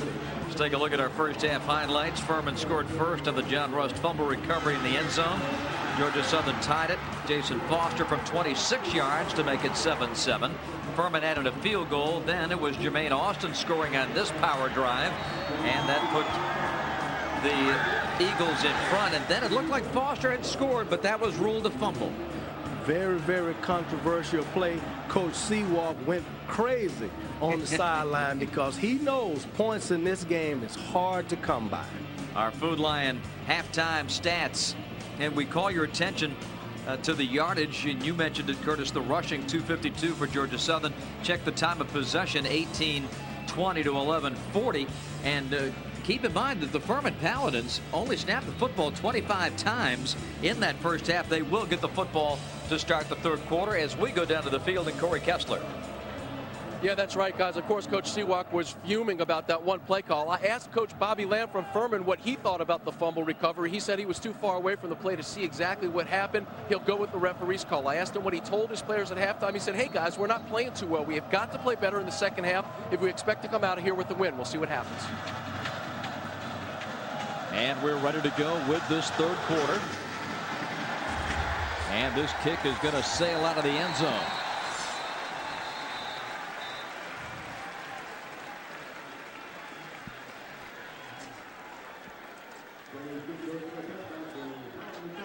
So I would say, Curtis, a very big possession for Furman. If Bobby Lamb is indeed worried about the way his ball club responded in that first half, then he's got to be concerned about keeping his defense off the field with a ball control offense of some kind. Now, that doesn't mean necessarily running the football, but what it does mean is that Ingle Martin and the offense, they've got to stay out there a while.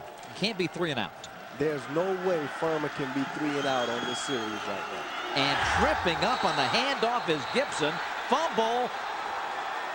Georgia Southern pointing, but it looks like that's going to be Furman ball on second down, and it is. Not the way Furman wanted to start this half. Gibson has the football, gets tripped up, looked like by a blade of grass just now, falls down, ball comes out. Furman needs to make something happen offensively, and it's up to Ingle Martin to make something happen.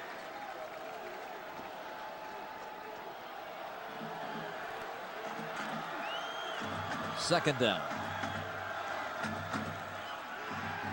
Martin looking to throw, now flushed, and take it down as he gets back to the line of scrimmage. With the tackle, T.J. Rutledge, the middle linebacker. And even though 2 plays have happened in this third quarter, Bob, it still looks like Georgia Southern's defense is still inspired about what happened at the end of the first half. Let's see if they can keep that enthusiasm this quarter, because right now they're controlling the line of scrimmage. Furman 2 of 6 on third downs this afternoon. Martin out of the gun, dumps it over the middle to Carter. To the 33, first down. Big play right there for the Paladins. And Martin has to come up with plays like this. He is the leader of this offense. He has to make solid throws, safe throws right now, try to pick up some first downs, move the sticks for Furman, try to take the momentum away from Georgia Southern's defense. That's what Martin has to do in this series right now. 14-10 Georgia Southern.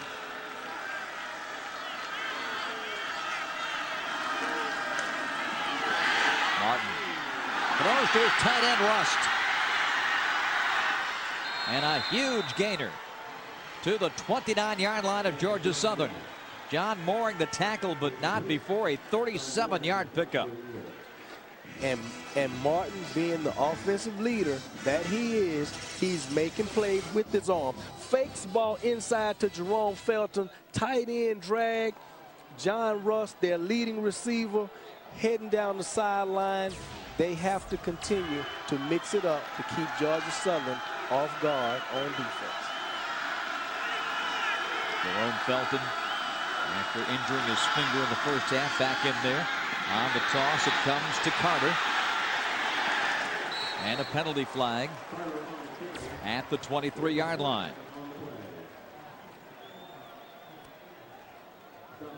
Ingle Martin, with his efforts this afternoon, moving up on the all-time offensive yardage list at Furman. We'll update those numbers with the penalty to be discussed. But you see the difference between Furman offense the first half, Furman's offense this half. Offense, number 19, 10 yards from the spot of the foul. Repeat first down. Take a look at this block at the back. Yeah, he clearly blocks in the back just now, but that cannot change the momentum of Furman right now. They need a first down. They need to get it in 3 downs some type of way to keep this drive going. 1st and 20. Martin stops. Now throws to the end zone. Touchdown, Furman. Justin Stepp. Ingle Martin making something out of nothing, and Justin Stepp hauls it in from 39 yards away. A tremendous reception. Furman back in front, 16-14. Very athletic play by Ingle Martin. Once again, he's the leader of this offense.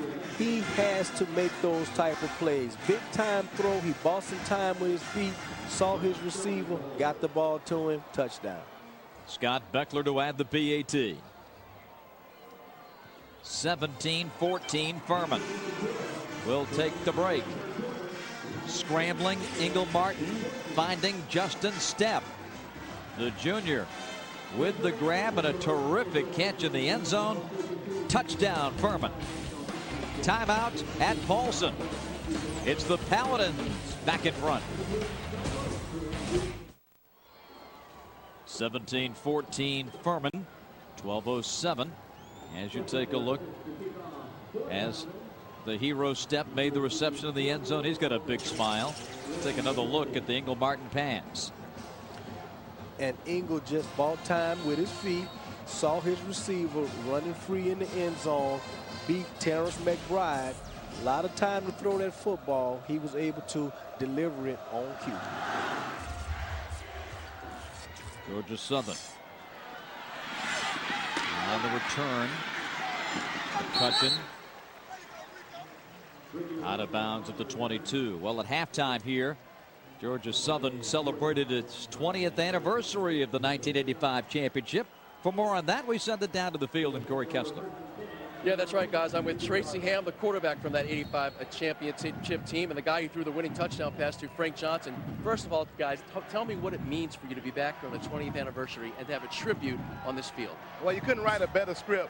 Playing Furman, had played Furman in the championship game, and now have an opportunity. Them coming in our house #1 is just a good situation, good environment today. Frank, I echo what Tracy said. It's good to see that something we started 20 years ago has gotten bigger. It's still a big rivalry, and that it's got so much meaning, and that we're able to come back and be a part of it. So many fans watching this game today are probably thinking about that 85 game and how you guys, not only the game, but the season, how you came back in that game. You came back from 22 points down. Describe to us, if you would, take us through that game, an incredible comeback, one of the best in college football history. Yeah, a couple key things happened. First, our defense stopped them 3 times in a row in the second half, and then we made a move putting Frankie in the game and taking Ricky Harris out. And Frankie just was an immediate impact on the game because he caught the ball so well. You would have known he was a freshman and some of the plays he made. And then the other thing that stood out for me was the catch that Tony Belson made on 4th down, which kept the drive alive. So that was the thing that was key. When the ball went into your hands, Frankie, take us through the emotions you had when you caught that winning touchdown. Well, he threw it so hard and so fast, I didn't really have a whole lot of time to think about it. Once the ball got in the air, it seemed like it slowed down. But people don't realize this guy's a workaholic, and we did that over and over and over in practice. He would always grab me on the sideline and make me throw when I didn't want to throw. So, I mean, it was second nature. One final question for you. 40,000 yards in the CFL, Tracy. You're absolutely a future Hall of Famer in the CFL. What are you doing these days? Waiting to get into Hall of Fame. We know that's going to happen. What are you doing with yourself these days, business-wise? Well, I work with a company called XOS Technology. I'm also involved here in Statesboro with some commercial real estate, and I'm also part of a bank called First Southern National Bank. So I got a few things going on. Been very fortunate. The Statesboro community has been real good to me. Good luck to the rest of you guys, and congratulations on the anniversary of the game. Take care. Thank you very much. Thank you. Thanks a lot. Guys, back to you. Thank you, Corey. And those two young men, a big part of building the tradition early here at Georgia Southern. Now Maynard on the toss. Takes it out to about the 39-yard line. It's going to be 3rd down. Thacker making the tackle. 6 national championships. 8 Southern Conference championships. And 63 All-Americans. And so great to hear the stories of what Tracy and Frank are doing after football. Successful businessmen and pillars of the community here in Statesboro. And when you're from a program that's winning, you always want to come back Yeah. to college. That's the smart businessman part. Very because smart. you're a hero here. You always want to come back to that hometown. Austin. Oh, look at that effort. First down, Georgia Southern out to the 47. We've had the pleasure of watching Jermaine Austin these last few years here at Georgia Southern and in the Southern Conference. And when he gets it rolling, he's just a joy to behold. And just look at him here. Takes 3 or 4 defenders with him. He wants the ball today because he knows the middle is real soft on Furman's defense. Foster. Nowhere to run that time. Riley the tackle. Very quietly, Jermaine Austin has compiled 92 yards in this game on 15 carries, 1 touchdown. And Austin generally gets his yards the quiet way. Why? Because he's a dive type of fullback that's going to pick up the 5 or 6 yards per carry and control the clock. And that's exactly what he's been doing all day. 17-14 Furman.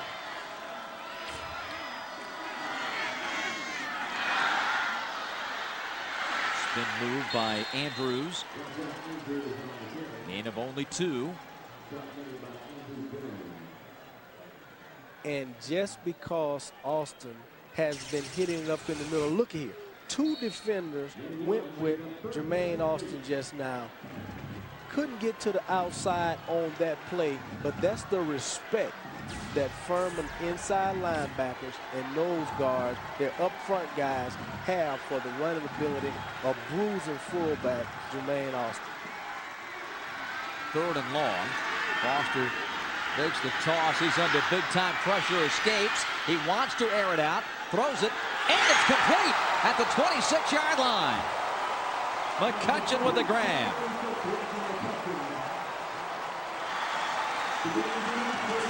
Well, McCutcheon did a smart thing, too, to come back for that football. Just great athletic ability from Jason Foster. He'll lose the rush.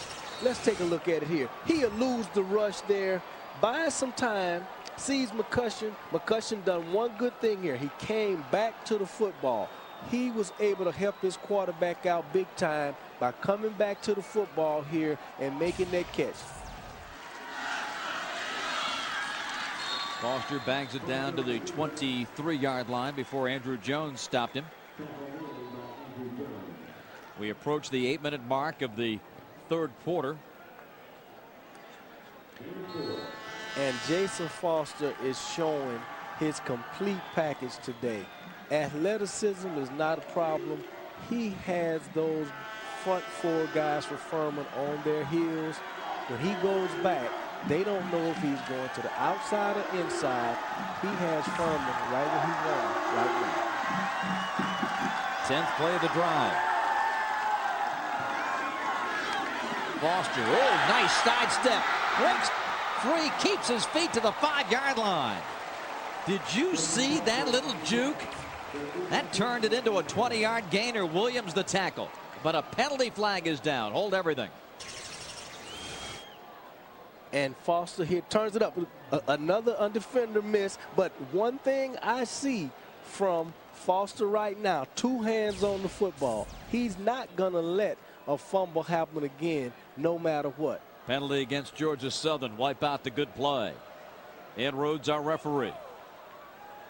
Illegal shift. 2 men moving. In the backfield. 5-yard penalty. Repeat, 2nd down. And Bob, I would imagine Coach Seawalk had some words with all of his running backs and quarterbacks at halftime about holding on to the football.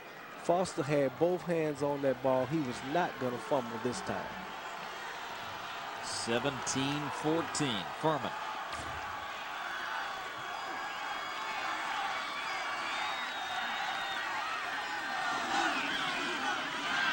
Foster.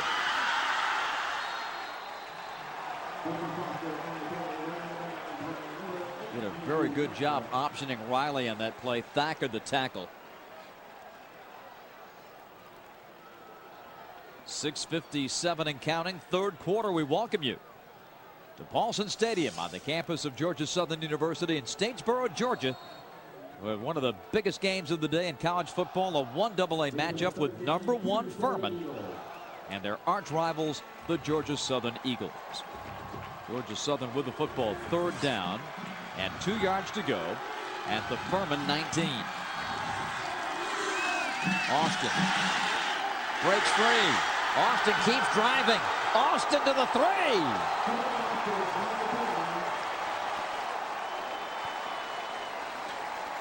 Jermaine Austin is hitting it up in the middle, straight up the gut, all game. Let's look at him here.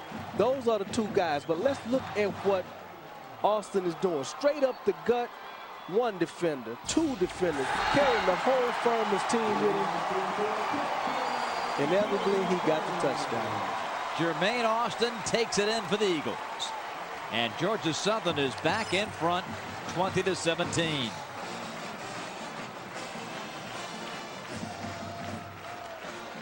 Strong, tough running by Jermaine Austin. And you mentioned earlier, Bob, that these fans have grown accustomed to what Austin does week in and week out.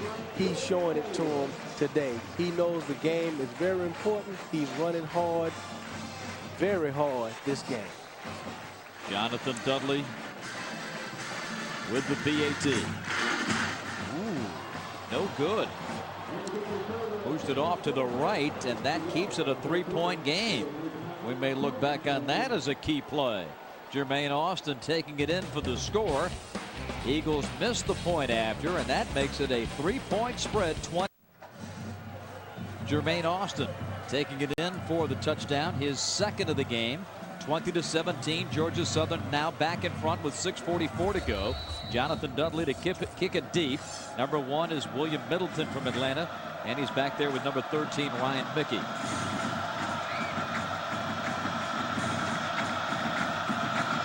.6:44 left, third quarter. Middleton is going to take a knee, and that'll be a touchback just inside the end zone. So Furman comes out, and they find themselves down by 3, and I really believe, Curtis, is the same holds true. They've got to find a way now to keep the defense on the sidelines, control the football, and drive it. It's hard to do 80 yards every time, but they must control the line of scrimmage for a little while here and give that defense a breather. And they have a quarterback under center that has the ability to make plays with his arms and also with his feet. He knows they need first downs now. Let's see if he can beat a field general. Martin out of the gun. Pressure from Mooring. The throw complete to Rust on the near side. And he's out of bounds at the 26. Bryant on the coverage. John Rust has been a big playmaker today. Recovered a fumble in the end zone for a touchdown. Caught a big ball for a long gainer earlier in this third quarter. Best receiving tight end in the SoCon. And Martin again, strong throw to his tight end, John Rust, who is their leading receiver. Martin knows if Jason Foster does it, he has to come back with an answer. That's what he's doing right now. Wendell Martin gives to Jerome Felton. 6 on this one. And it's good to see Felton back in the game. Looked like he has his finger heavily wrapped. It was reported by Corey earlier that his finger may have been sprained really bad or broken. He's back in the game. He's coming out right now, but it's good to see this kid back in the football game. What is the latest, Corey, on Felton?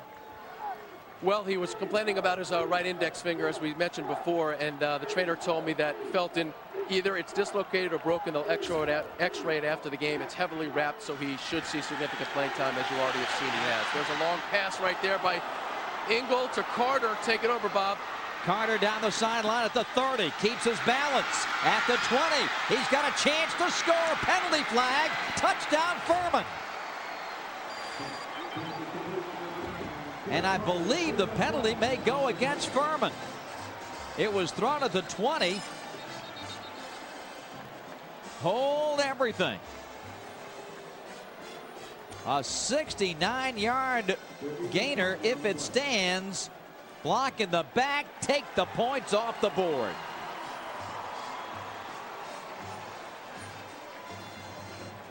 And that is a tough call for the Furman's offense. Block in the back. Offense. During the run. 10 yards from the spot of the foul. Play results in a first down. 1st and 10 at the 30, and it's a 20-17 game. Take another look at the play because it was special. Look at the athleticism of Ingle Martin. The coaches said he worked hard all summer on his running ability. He just eluded several defenders, got the ball downfield. Too bad someone clipped in the back.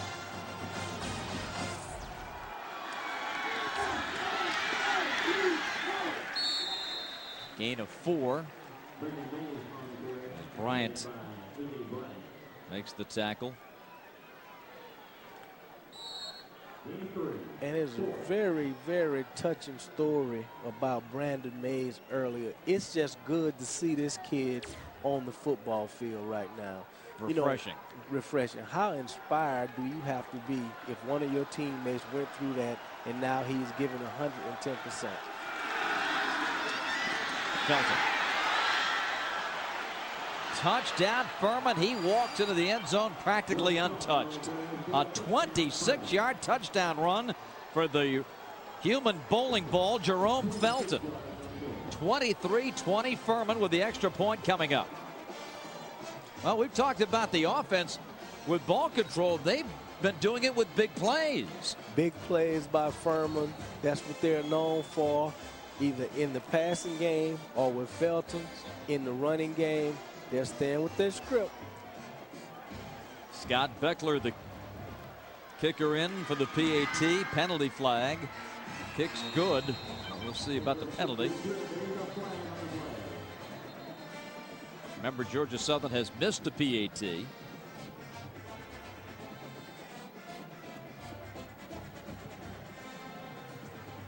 Defense.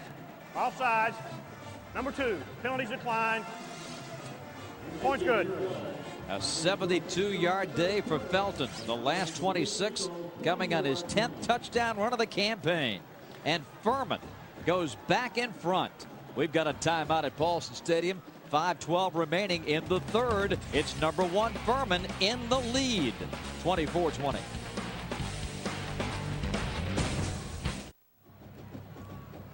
Furman 24, Georgia Southern 20. 5:12 remaining in the 3rd quarter. One more look at the wonderful touchdown run from Felton.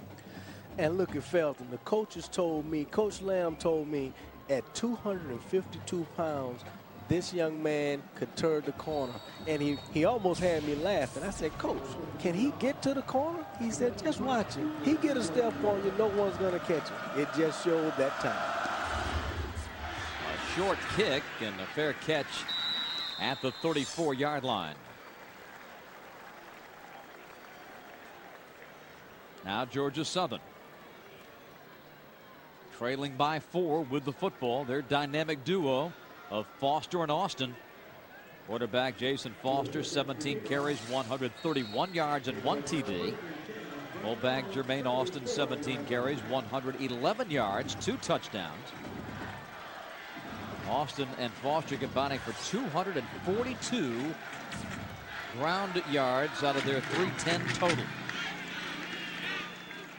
Austin's going to get a breather here as Foster decides to make the carry. Ravenel, Mars rather, making the tackle as Austin may be going back in just a bit. Andrews was in there. Let's bring you up to date with what's happening elsewhere in the Southern Conference today. A 10-point win for Chattanooga over the Citadel, 31-21. Western Carolina with a very good defensive effort today, shutting out Wofford 24-0.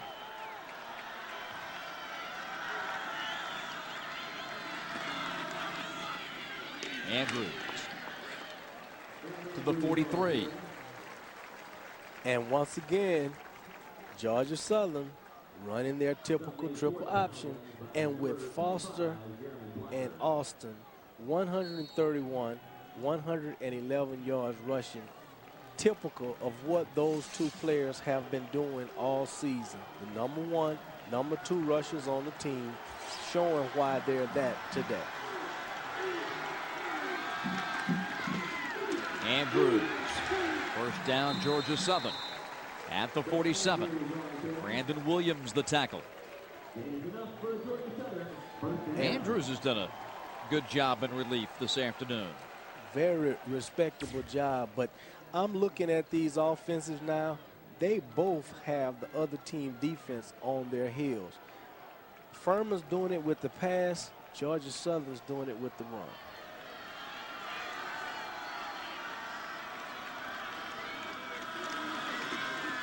Foster trying to get to the outside. Wiggled his way around one would-be tackler, and he turns the gain into a first down at the 42-yard line. Brandon Williams got the tackle, but it was Artis who looked to have him wrapped up. 58. And just look at the athletic ability here of Jason Foster, making defenders miss, showing his quickness up and down the field. He's saying to himself as a competitor, if Martin can do it in the air, I can do it on the ground. First and 10 Furman. Rather Georgia Southern at the Furman 42-yard line. Brandon Andrews diving it down to the 38. Andrews, a senior from Swansboro High School. And it just looks like Georgia Southern's offense is playing inspired football today. They know what's on the line. They're laying it all out today. Be a lot of kids searching for their whirlpool after the game. Yes.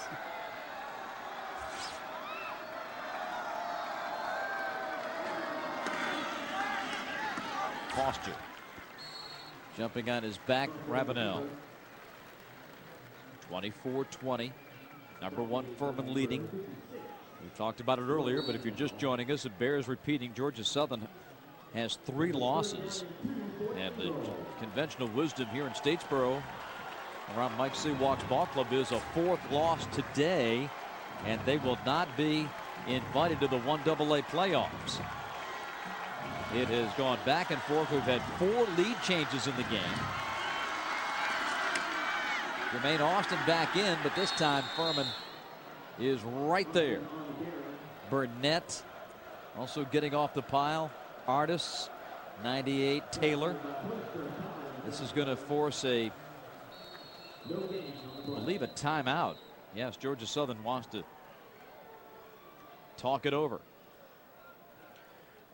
And with it being 4th and 2, they can ill afford to make any mistakes right now. Because of that missed extra point, they're down by 4 points right now.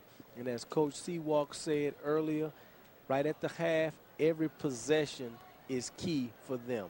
They cannot afford to, they have to put points on the board right now. An official's timeout. You see the injured Warrior. That's Estrada, the left guard, being helped off the field.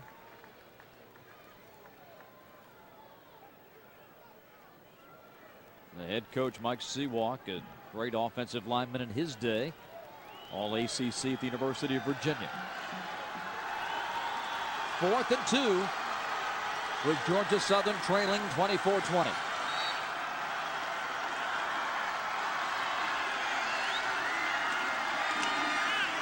Foster. Close. Close, close, close. All depends on the spot. I believe he got it. I believe he got it. The officials take time to bring out the chains.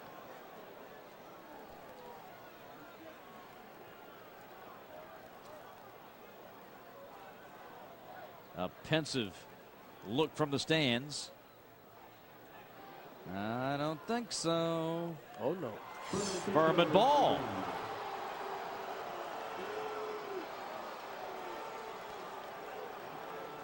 So now with 1:29 remaining in the period, Georgia Southern loses the football on downs.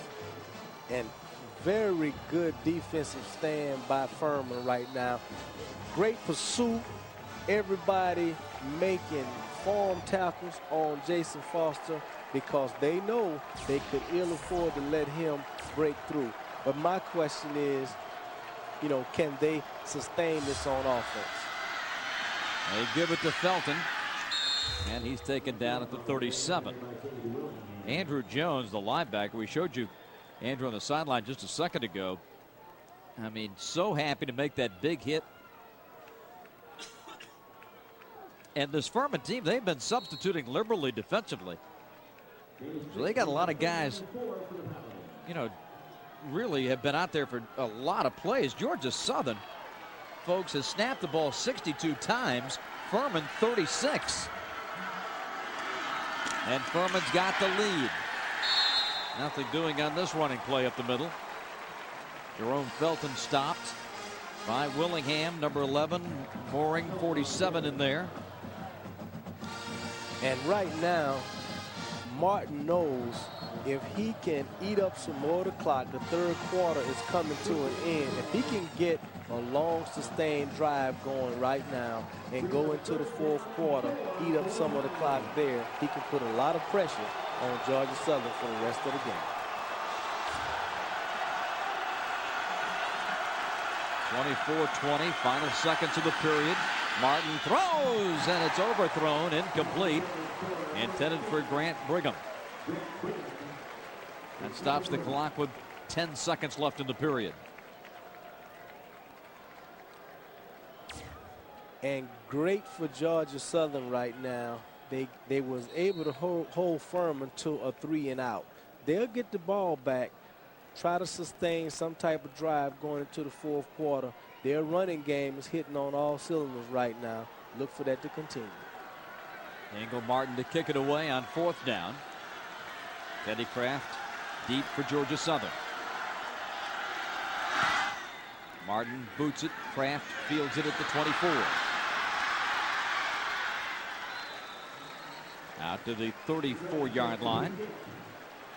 3 seconds remaining in the period.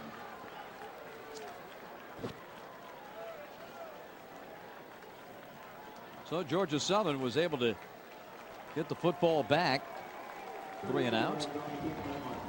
39-yard punt and a 12-yard return. The nose of the football touching the 35-yard line. Final play coming up in this third quarter with the Eagles trailing 24-20.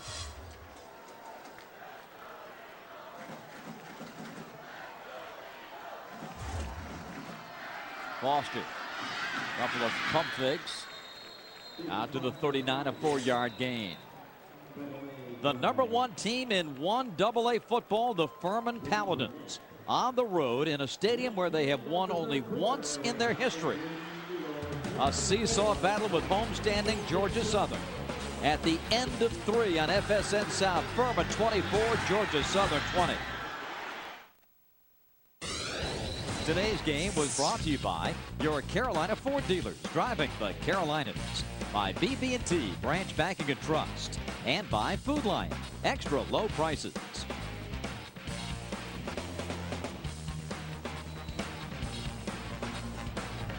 With Curtis Bayham, Corey Kessler, Bob Rathman back in Statesboro, Georgia. 24-20 Furman, 2nd and 7.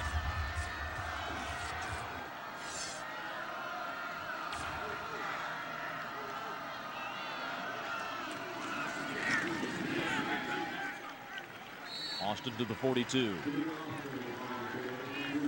And right now, Georgia Southern will be trying to get a sustained drive, mixing the pass with the run, eat up some of the clock, and put some more points on the board, because we both know that extra point that they miss could be very bad for them if they don't put more points on the board. 3rd and 4. Foster.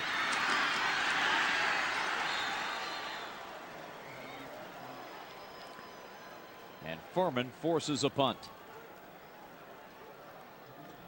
Real good defensive stand by Furman. They're not ranked number 1 in the country for nothing.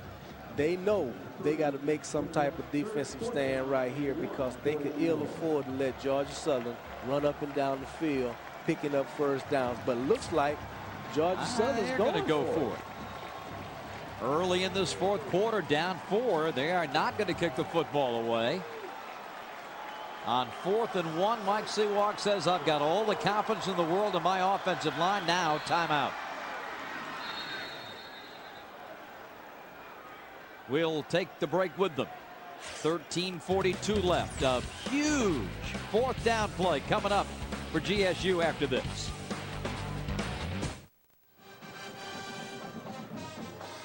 Furman 24, Georgia Southern 20.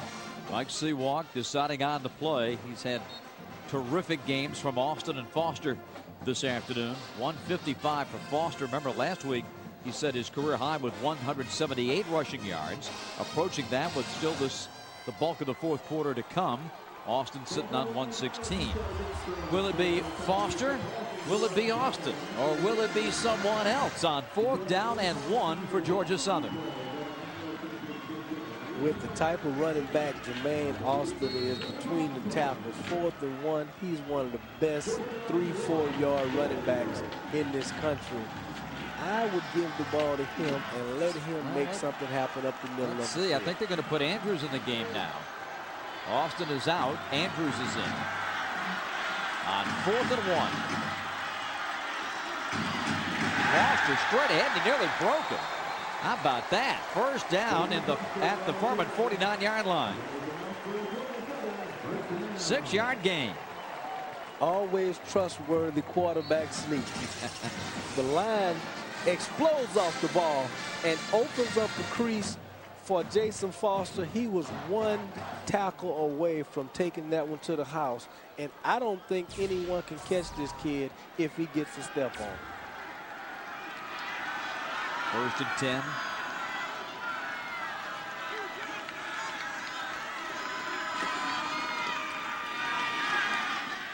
Foster taking it down to the 46. William Freeman the tackle. We haven't talked a lot about William Freeman this afternoon. He's certainly been on his share of plays. Started inside at linebacker for Furman, moved to the outside after a couple of games, and the Southern Conference preseason Defensive Player of the Year, the award he won last season. And he and Mooring are going to be 2 of the top candidates come the end of this regular season.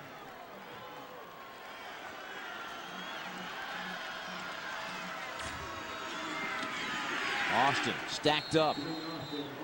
No gain. Maybe 1 yard.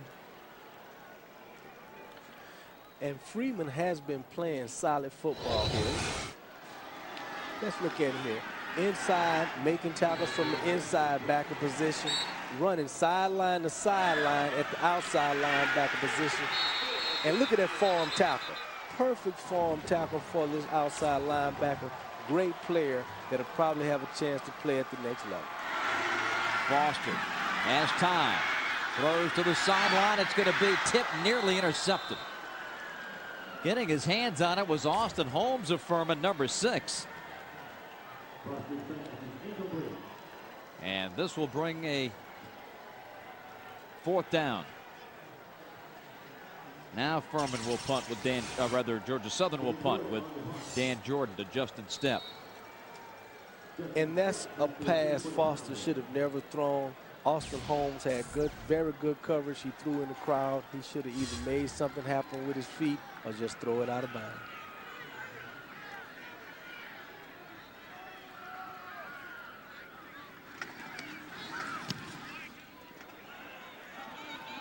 Fair catch at the 16 for Justin Stepp. 11:51 remaining. 4th quarter from Statesboro, Georgia.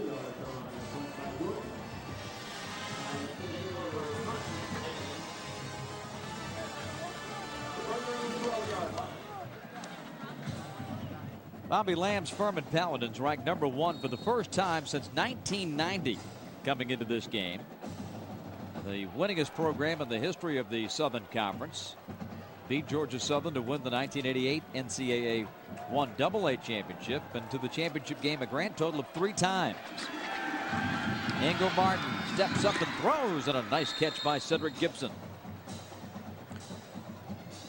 And this is a very big gut check for the Georgia Southern defense right now. They can ill afford to let Furman get a sustained drive with the score being 24-20 right now. They have to stop Furman from putting points on the board.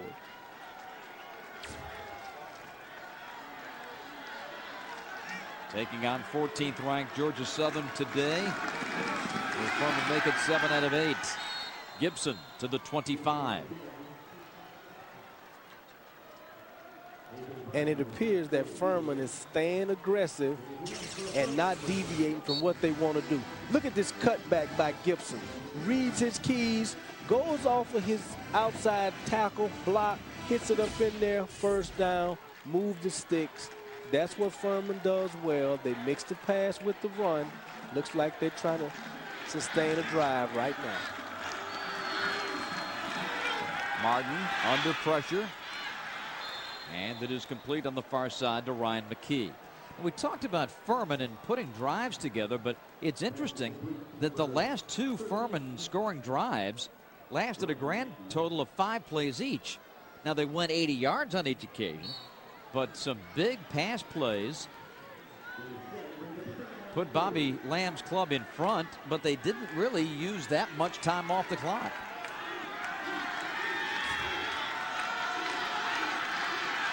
Time of possession is in Georgia Southern's favor big time. Felton leaps his way close to a first down. I believe he has it at the 46. But Bob, you could attribute those big plays to quarterback Ingle Martin. He is comfortable in the pocket. Big time talent. He is able to read his keys properly. He understands what Georgia Southern is trying to do to him. He's able to get the ball in places to make plays, picking up 15, 20 yards per pass reception, and he's scrambling and making sure he does not take a sack. Jerome Felton, 10 carries, 81 yards. Martin, too tall for step. But as you see, play action fake, rolls out, putting tremendous pressure on the outside linebackers and defensive ends of Georgia Southern. He is able to have clear throwing lanes, unimpeded, to get the ball where he needs it to go. And until Georgia Southern can put someone in his face and break down those throwing lanes, he can complete a lot of passes today. 2nd and 10. Gibson. No way to run. It's a loss of a yard. Taylor the tackle. It's going to be 3rd and 11. And Gibson tries to make something happen, but way too much penetration by the up front guys of Georgia Southern. They was in the backfield. That play was doomed from word go. Big defensive play here for Georgia Southern. Furman, 3rd and 11.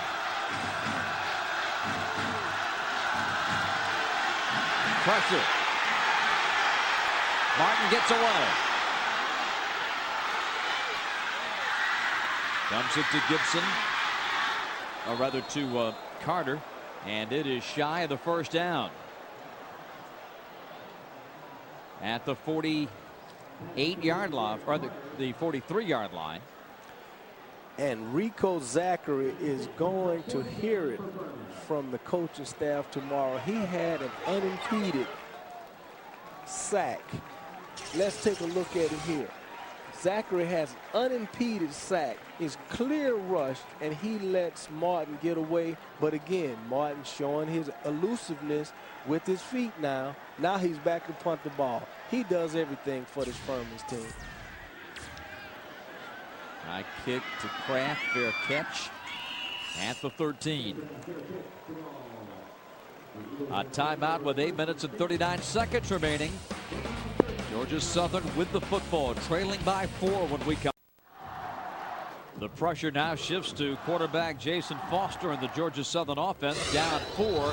So far today, Foster has responded to the pressure admirably. Yes, he has. Over 200 yards of total offense today, 166 rushing, 45 thus far in the air. He's putting a lot of pressure on that Furman defense to stop him from making big plays. Jermaine Austin wrestles his way to the 19. Ball control for Georgia Southern is paramount right now. They need to put points on the board. They're down by 4. A field goal is not going to get it, Bob. They have to put 7 on the board. Now, whether it comes this series or next, they need to pick up first downs and move the ball downfield. Foster. Great tackle by Artis. Freeman also there. Slowly that clock's becoming a factor too. We're under 8 to play. Definitely a factor. Again, Georgia Southern can ill afford not to pick up this first down. They're too deep in their territory to go for it on 4th down. This is one of the biggest plays of this contest. They got a fullback in Jermaine Austin that can pick up 2 yards. Let's see if they go to him. Georgia Southern 7 for 13 on 3rd downs. Foster. And he's wrapped up at the 25-yard line. That's going to be enough for a first down. And Foster slow getting to his feet and limping. They've gotten stuck with a hit in the calf or some muscle tightening. Wrapped up. And Foster followed his fullback, Jermaine Austin, around the corner to pick that first down up. If they can't run it up the middle, they're going to try to catch you on the corner, and his big fullback led the way on that play. Darius Smiley is in at quarterback now for the Eagles. 7 minutes to go in the game. 24-20 Furman. Austin. Well, he's a guy you just cannot arm tackle. Too big of a load, too physical to bring down basically with one defender. That's why they love this guy here. He has been bruising and battering defenders for all of these years, for 4 years, and he will continue to do that the rest of the game. Austin limps off. Andrews in. Andrews with the carry out to the 41. First down, Georgia Southern. But as we stated earlier, Brandon Andrews knows his role as a senior, and he is not much of a drop-off from Jermaine Austin. In his career, over 1,000 yards rushing, he is a good second choice at fullback for this Georgia Southern football team. But neither Austin nor Foster appear to be close to coming back in. By close, we mean next play or two. Here's the toss coming to Maynard. They'll mark him out at the 45. And let's look at Smiley here, taking over for Jason Foster for a minute. He's able to run this offense fairly well, but I know on the sideline, whatever they need to do to get Foster back in the game, they're going to do. And here he comes. That's their 2 horses. That's who they're going to win this football game with if that's what the score indicates. Foster and Austin. Now Jermaine back in. And it will be Foster out to the 49. 3rd down. And keep an eye on that clock. 5:47 and counting. And both of these players, Foster and Austin, may be experiencing some tightness in their legs. Foster, 28 carries, 176 yards. Austin, 22 carries, 130. They're carrying the load today.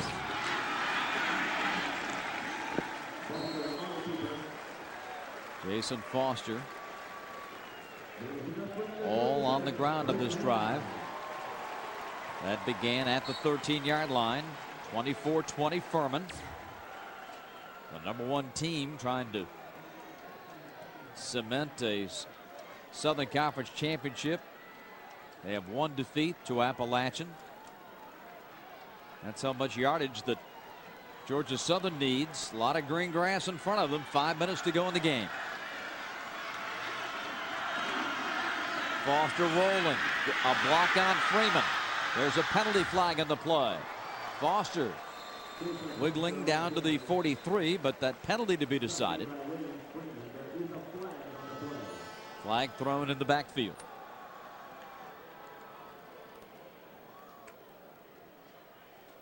And William Freeman never gave up on that play.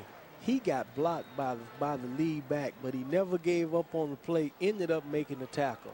Let's see what this penalty is here.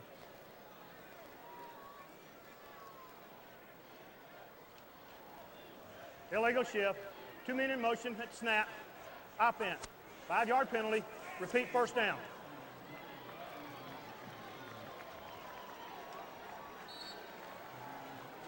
That makes it 1st and 15, just the 3rd penalty against the men of Mike Seawalk this afternoon for 14 yards.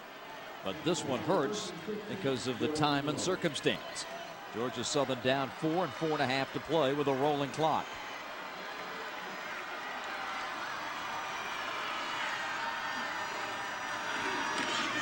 Austin to the 45. It'll be 2nd down and 7. And Jermaine was able to pick up some of that yardage that they lost a few on that play just now. But I'm curious to know what type of passing package Georgia Southern has when it's under 3 minutes. Because one of the big keys in that option attack is lull you to sleep with a run, then boom, quick pass. We have not seen a passing attempt in this drive.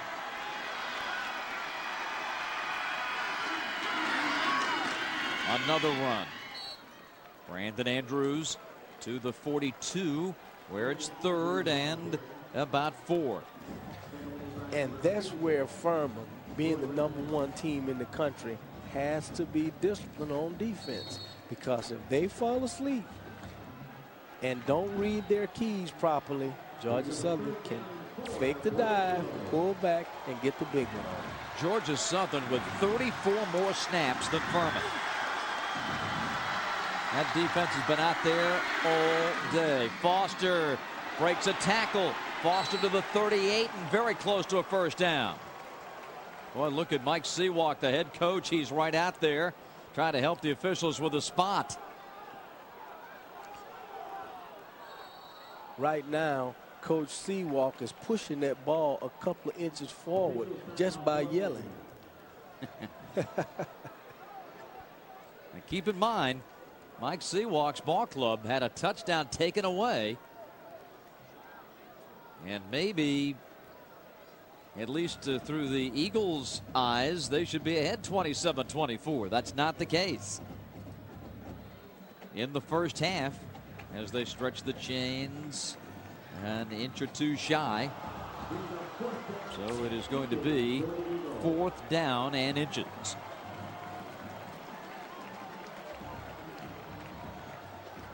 This is the touchdown that we're talking about. Now keep your eye on Foster as he goes into that 2nd quarter.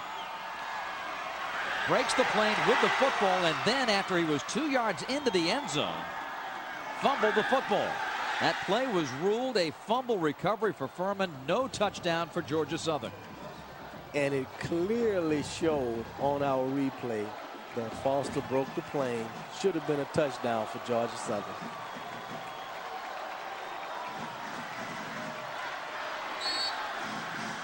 (24-20).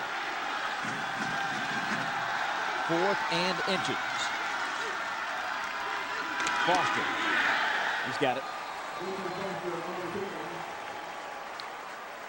Offensive line push up front just now. Got that 1st down for their quarterback, Jason Foster. And now the clock is a factor, Bob. It's under 2 minutes. And the Eagles with 2 timeouts remaining. If they continue to stick it on the ground, how many more cracks are they going to have at it here? Trailing by 4. They've got to make something happen pretty quickly.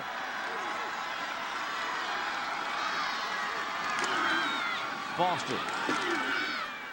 Quarterback draw to the 33. And again, that clock running down to 2:14. And you're looking at 2 teams that are basically spent right now. I'm looking at William Freeman on defense. You know, the effort they've given. Both teams put up 150% effort today. Those young men are playing competitive football. 14th play of the drive coming. Foster to pass. Foster to run. Foster breaks outside a penalty flag. 20, 15, 10, 5. Touchdown Georgia Southern, but a penalty flag to be decided.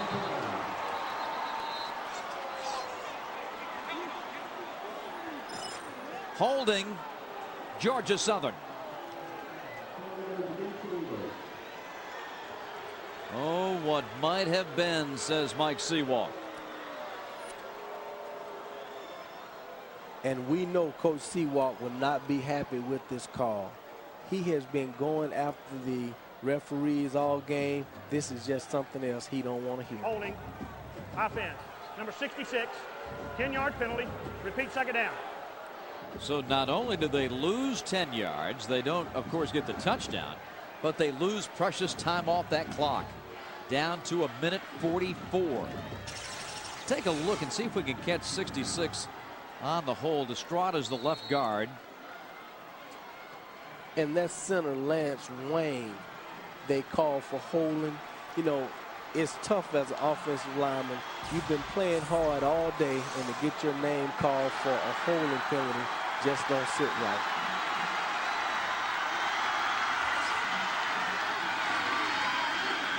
Foster. He'll throw it. A bump. No flag.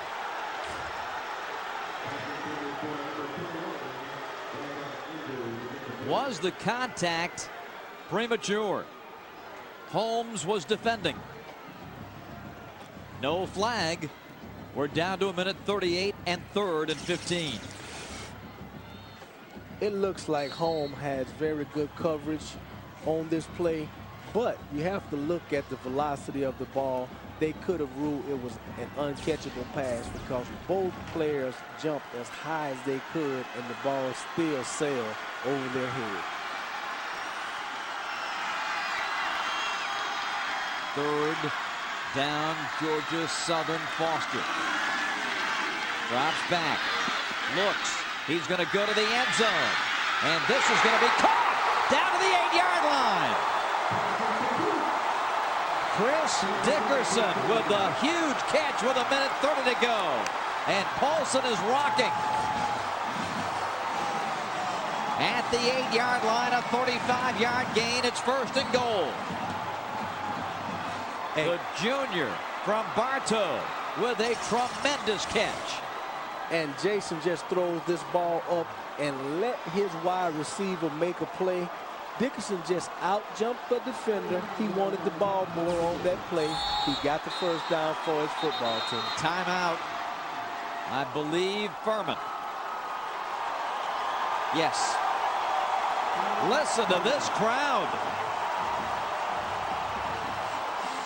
Georgia Southern trying to knock off #1 Furman, and this may be the play that saves them. The completion to Dickerson takes it to the 8. Timeout at Paulson. 71 seconds left. Corey Kessler, they're coming right at you.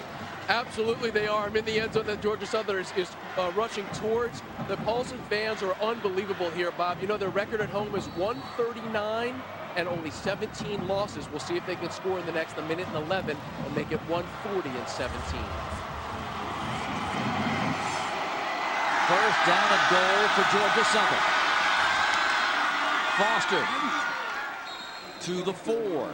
Keep an eye on that clock. 1:05. Now they stop it at 1:05. And it just looks like Jason Foster will take this game over right now. He has not given the ball up on the last few running plays. He is very tired, but he knows this is the biggest drive of this year. Their whole playoff future rests on what happens in the next 65 seconds.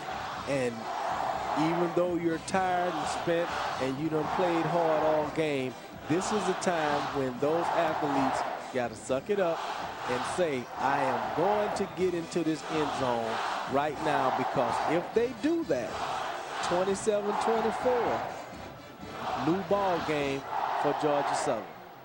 The all-time record at Paulson Stadium for this incredible program, 139-17. Furman has one of those 17, but only one. 1:05 remaining. The timeout story. Furman with one remaining. It is 2nd down and goal to go for Georgia Southern inside the 5 at the 4.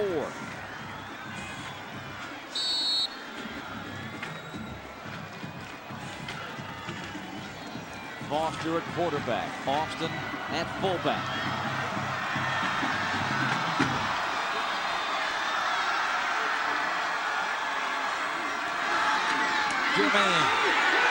Jermaine Austin, touchdown.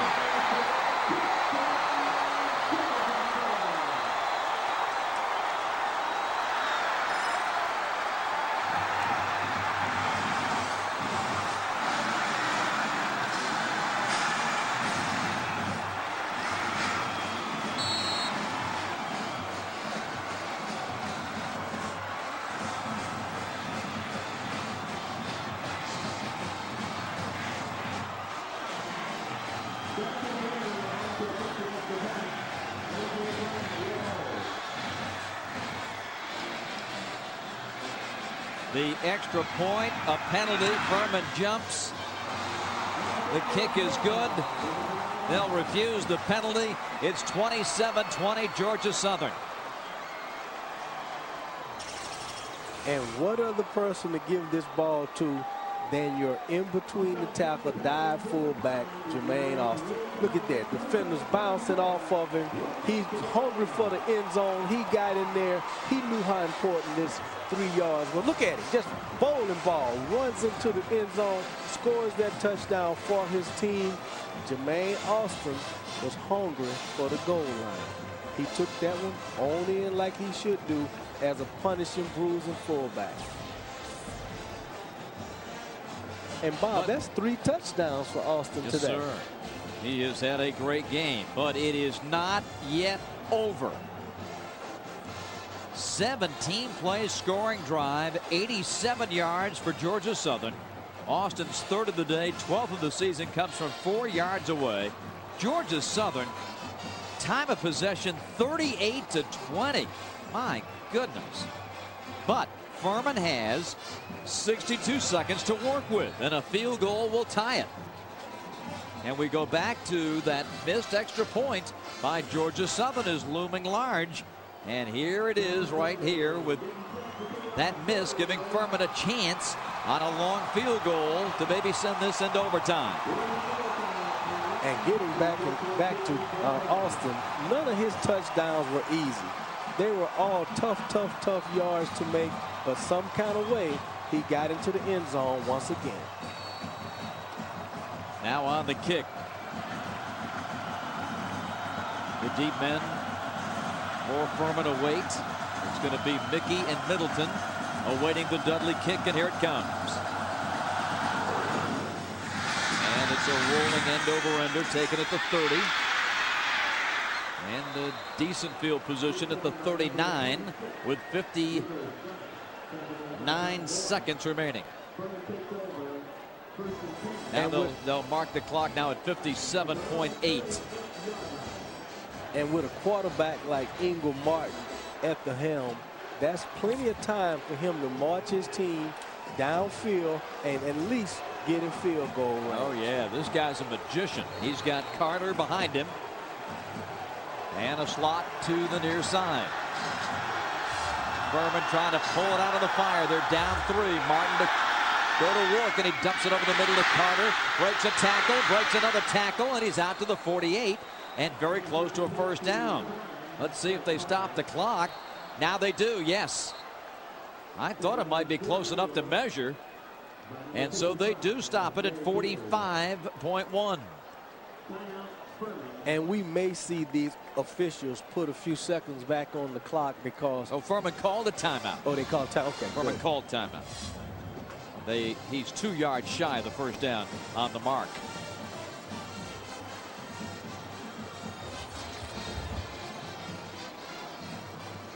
Today's BB&T player of the game is Jermaine Austin. And on behalf of Jermaine, BB&T will make a contribution to the General Scholarship Fund of the Southern Conference. At the end of the year, the money will be divided among member institutions. 3-touchdown day, and the big question before the house is, will it be enough? 45 seconds left. Georgia Southern leading it by 3, and Furman at its own 48-yard line. Second down.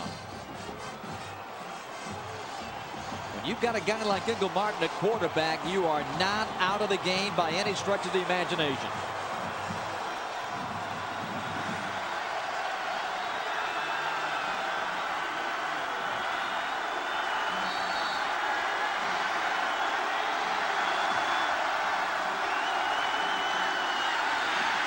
Ingle throwing.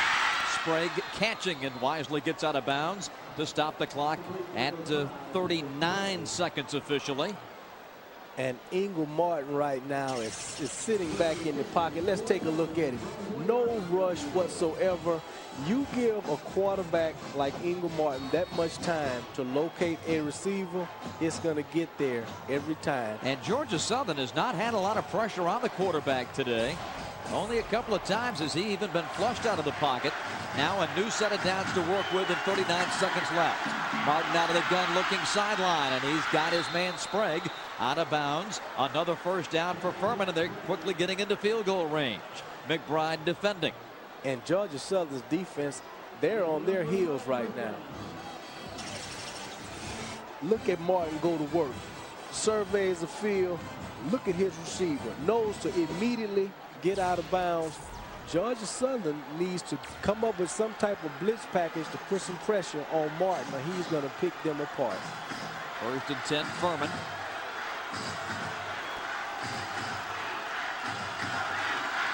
Ingle Martin looking, going down the sideline. It's going to be intercepted.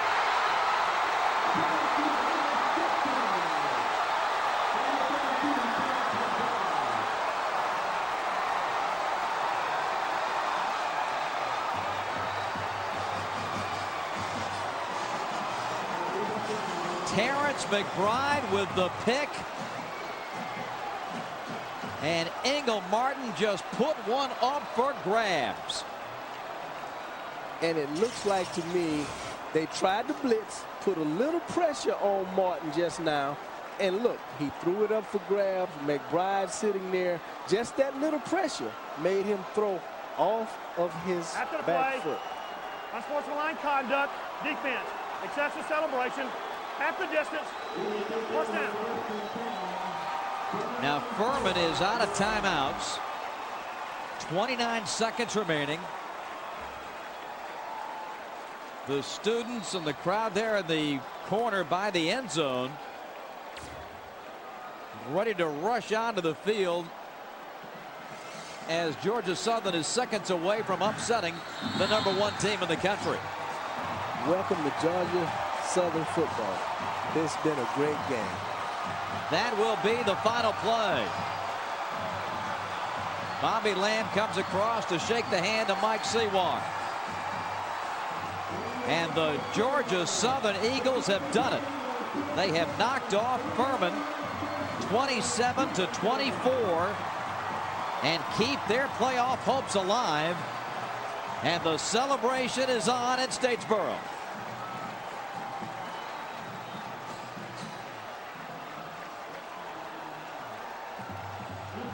These fans at Georgia Southern are all over the field right now, Bob. They're having a wonderful time.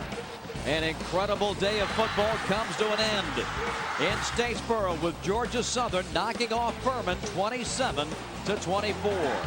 For Corey Kessler and the rest of our crew, Curtis Bayham, it was a pleasure. Bob Rathman saying so long from Statesboro, Georgia. Georgia Southern wins it 27-24.